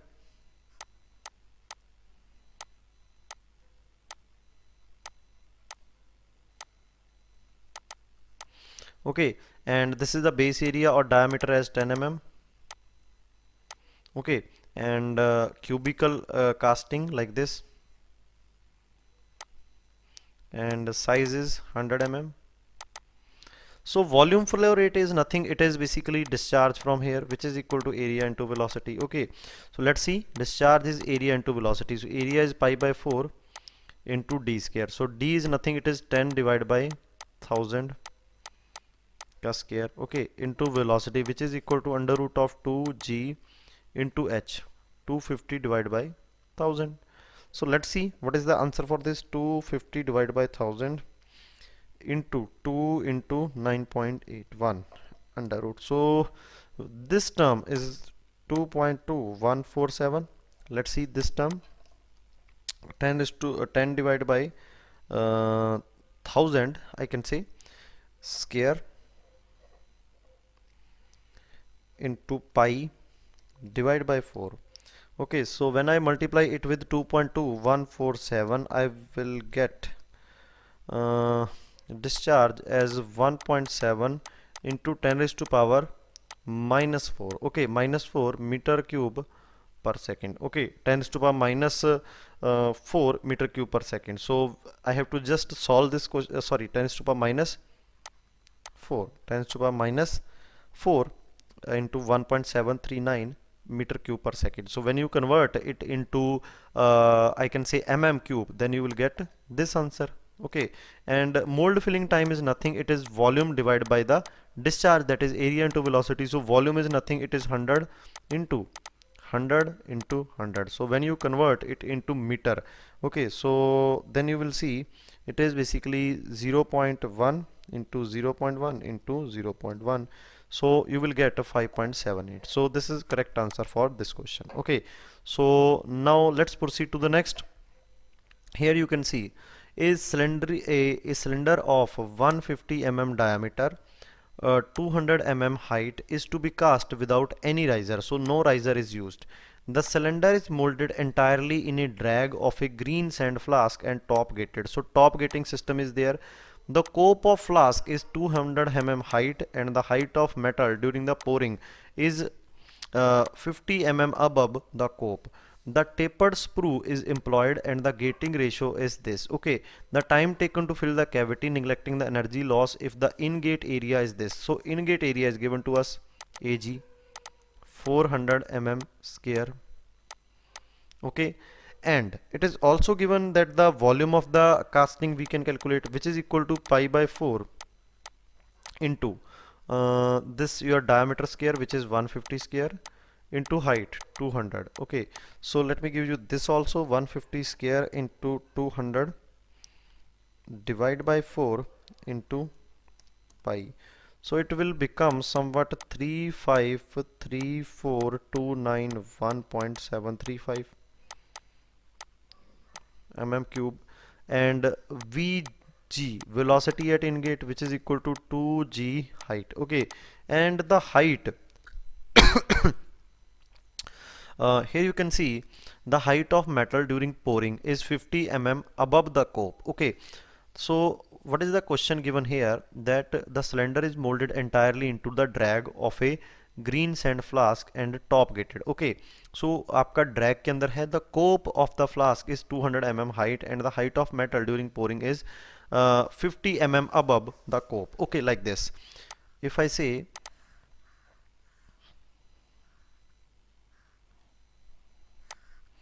this is drag portion, this is cope portion, and there is somewhat sprue a pouring basin is there.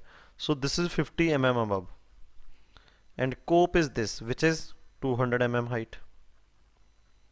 and whatever we have molding like this cylinder, it is totally in this. Okay, so it means total height of this is going to be 250. Okay, so under root of 2g into 250, which is equal to 0.25. Okay, so 2 into 9.81 into 0.25 under root into 1000. So velocity is coming to be 2214.72 mm per second. Okay, so now V into area, which is equal to 400, inverse into volume, which is equal to 3534291.735.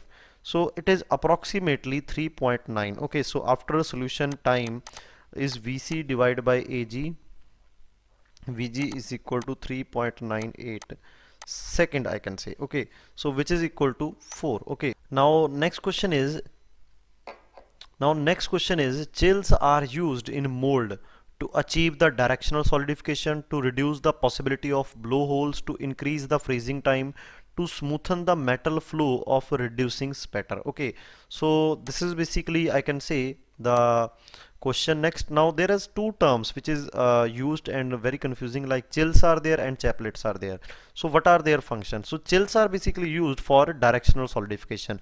What is the meaning of this? Suppose this is the mold cavity, okay, which is made up of sand all around. Okay, sand all around like this.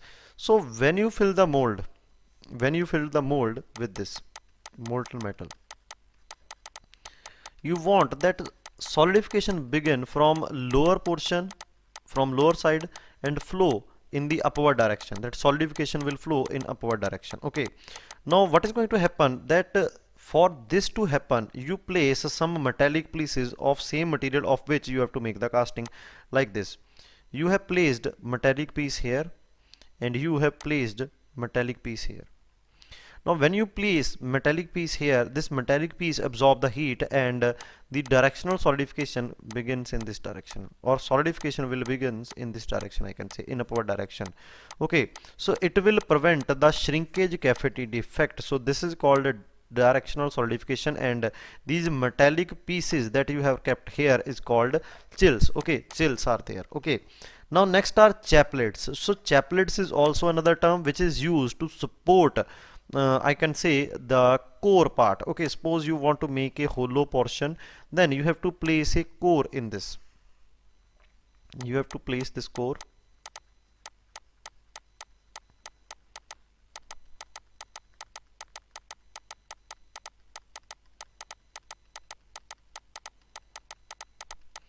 Like this, you have to place a core in this.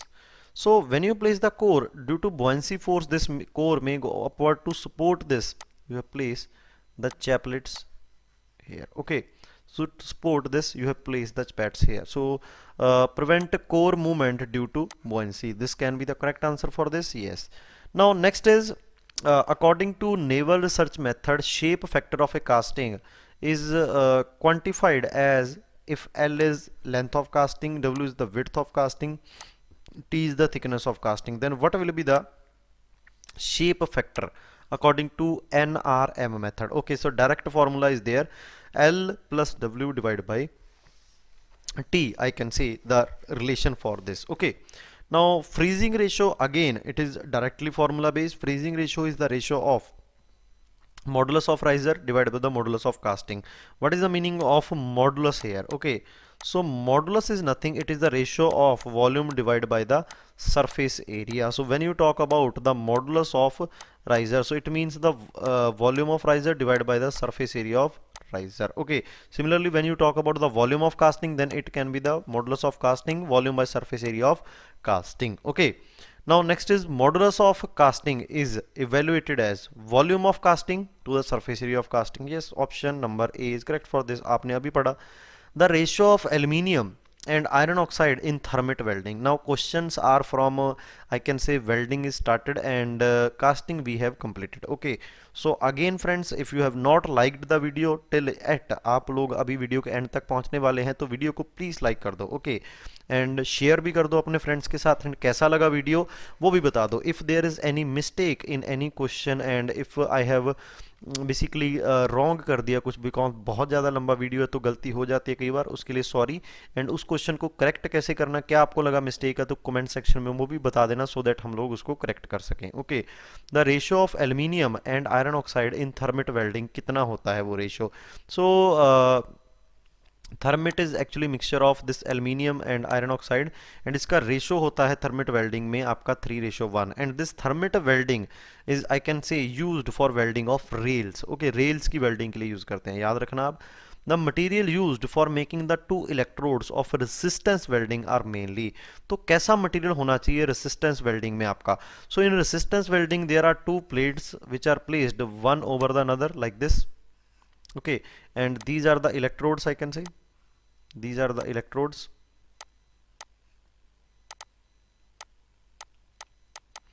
These are the electrodes.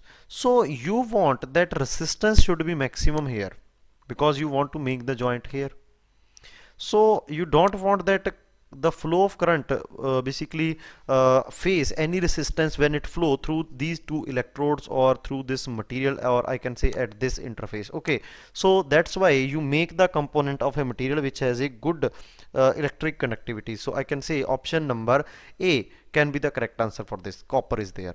Now if if 20 ampere of current is flowing in a wire for 1 minute of time having a resistance of this, then the amount of heat generated, simply Joule's law you can use, I square RT. Okay, so after putting this relation you will get answer equal to 24,000. Okay, the resistance spot welding process, the time between pressure application and weld is called. Okay, so what is going to happen here, first of all you will place the plates like this, and then you will going to what basically do, you will going to flow the current. Okay, so when current will flow it will heat, so when sufficient heat is generated here you will apply the pressure. Okay, so जैसे ही आप pressure को apply कर दोगे यहाँ पे joint बनना start हो जाएगा एक दूसरे के साथ यहाँ पे. ओके, सो वो the time between the pressure application and the weld is called which time. Okay, इसको कौन सा टाइम बोलते हैं? So it is actually squeeze time. Okay, squeeze time.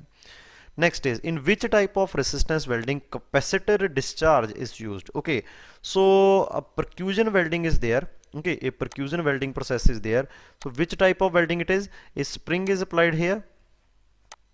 A spring is applied here, and with this spring this workpiece is there. Okay, and you have to attach this workpiece to this workpiece, I can say. So what do? You set that when the gap is x between the two, this. Okay, and this is attached to capacitor, I can say. Capacitor. Okay, so capacitor is a device which is store the energy. So you just pull it first of all, and when you release, spring will release the energy, this will move in this direction. So when gap is equal to x, whole energy is released by the capacitor in one go, and which will basically generate arc here or melt the workpiece from both the end. These are basically make the joint. So it is, I'm just telling you simple words में क्या होता है ऊपर ऊपर से, लेकिन आपको पता होना चाहिए इसका मीनिंग क्या है. The liquid temperature of filler metal used in brazing is. Okay, तो brazing and soldering के अंदर there are limits. Okay, there are limits of temperature. that temperature का limits आपके पास क्या होना चाहिए brazing के अंदर भी and soldering के अंदर भी. Okay, so according to that limits of temperature you can answer this question, and for this question I can say answer is 427 degrees Celsius. Okay, इतना limit होता है आपके पास brazing के अंदर. अगर इससे नीचे है temperature then you can calculate as a soldering. Now seam welding is what? Okay, so seam welding is what actually the resistance welding is further divided into different weldings like spot welding is there.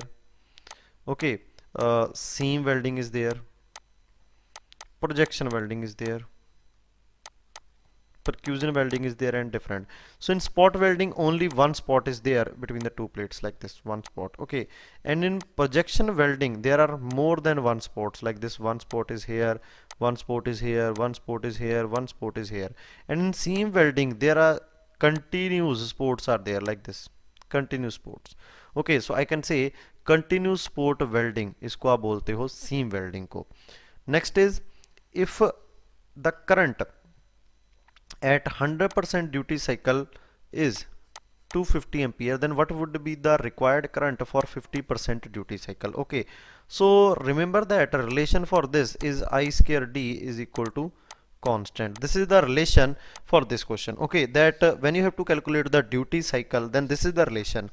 Duty cycle is the time for which you can run the machine without overheating. Okay, without overheating you can run the machine for d time. So d को आप percentage में भी represent करते हैं and इसको आप minutes में भी रिप्रेजेंट करते हैं. Okay, so depending upon that you can represent the D. Okay, so अगर आप इसको वैल्यूज को पुट करोगे accordingly you can calculate that इसका आंसर कितना आना चाहिए. So I one square D equal to I two square D, वहां से you can calculate the value of duty cycle for this question. Okay, so let's see what will be the answer for this question. I can say, so I1 square D1 equal to I2 square into D2. So I1 square is 250 square into D1 is 100%, which is equal to 1, or simply I can put 100. I2 square I have to calculate, and duty cycle is 50, so it is going to be 2. So 250 square into 2 under root. Okay, so 353.55. This is the correct answer for this question. Yes.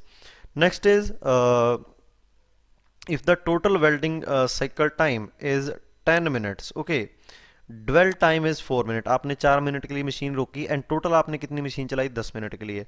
Arcing time is 5 minute. 5 minute के लिए आपने arc चलाई. Then the duty cycle of the welding machine as per the American standard. This is very important question. Okay, because this type of question is not framed in GATE till yet, but ये question easy है. तो किसको आपने लेना है duty cycle calculate करते हुए? Let's see. So duty cycle is the arc on time divide by the total time. Total कितना आपका टाइम मशीन चला डिवाइड न्यूमिनेटर में आएगा कितना टाइम आपका आर्क चला. Okay, so arc is basically here for 5 minutes and total welding time is sorry 10.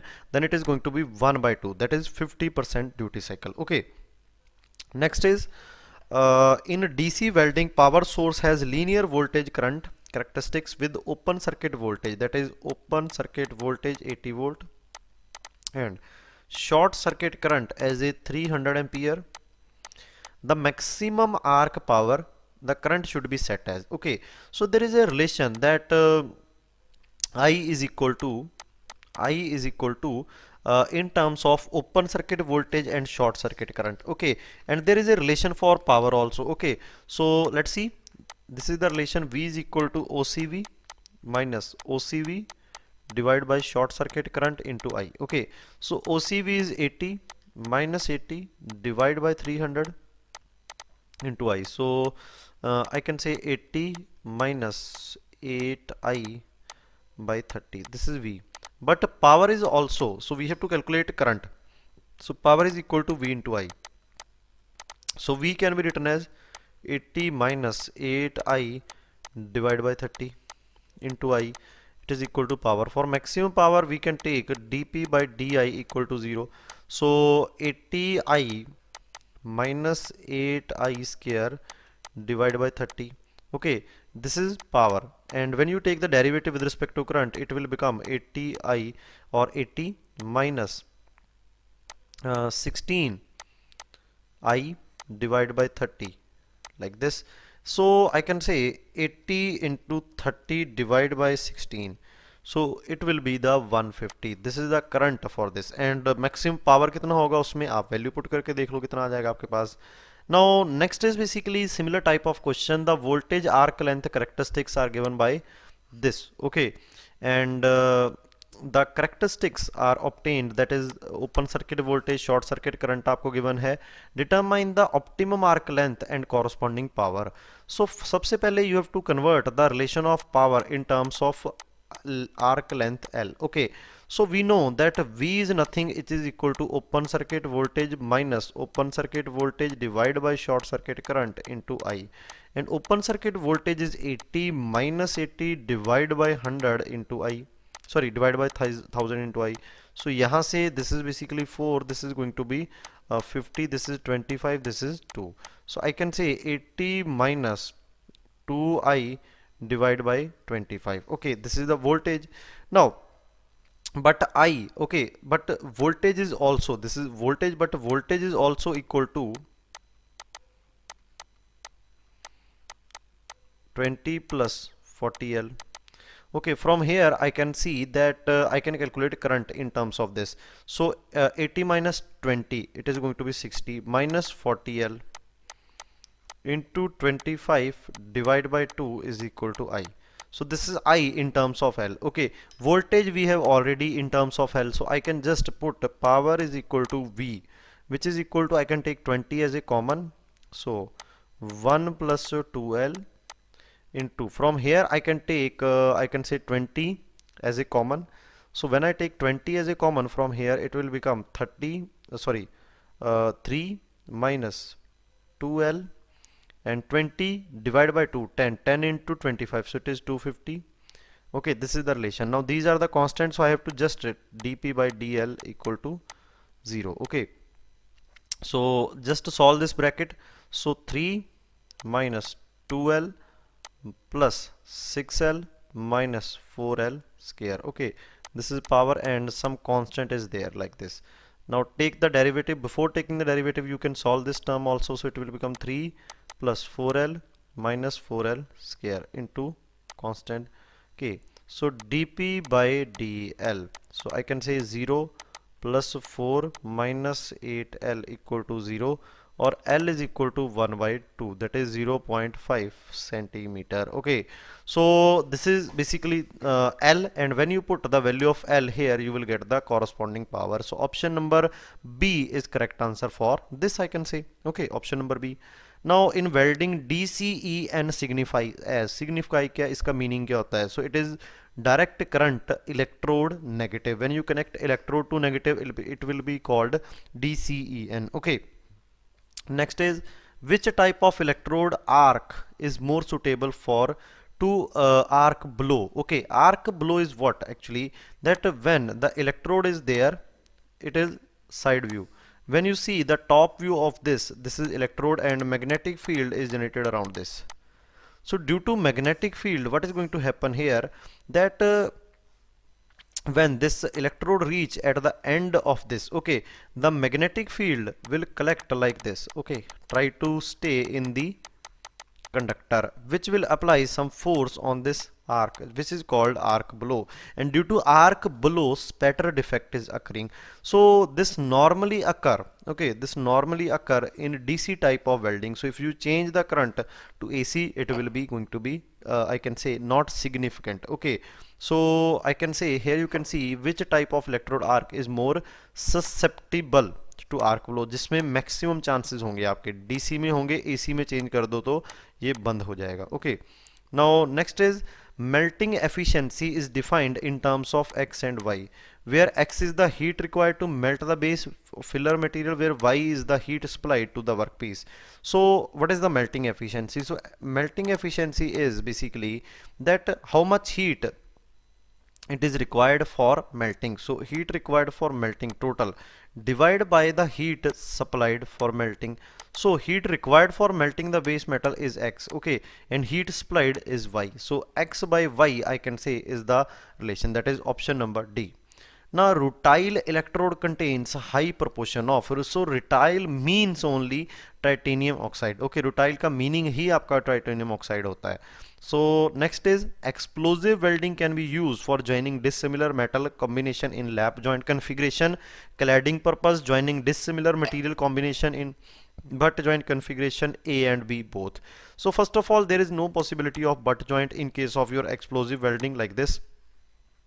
Okay, so in explosive welding there is possibility of lap joint only. This is angle theta, okay, and this distance is called standoff distance in this case. So you place first of all buffer plate is here, after that you place some explosion is here. So this explosion will apply pressure, and after welding its interface will look like this. So remember that during the explosive welding the shear strength is going to be increased for this. Okay, so it is used for cladding purpose also, and is also used for joining the dissimilar metal in lap joint configuration. Okay, so it can be used for dissimilar. Similarly, friction welding can also be used.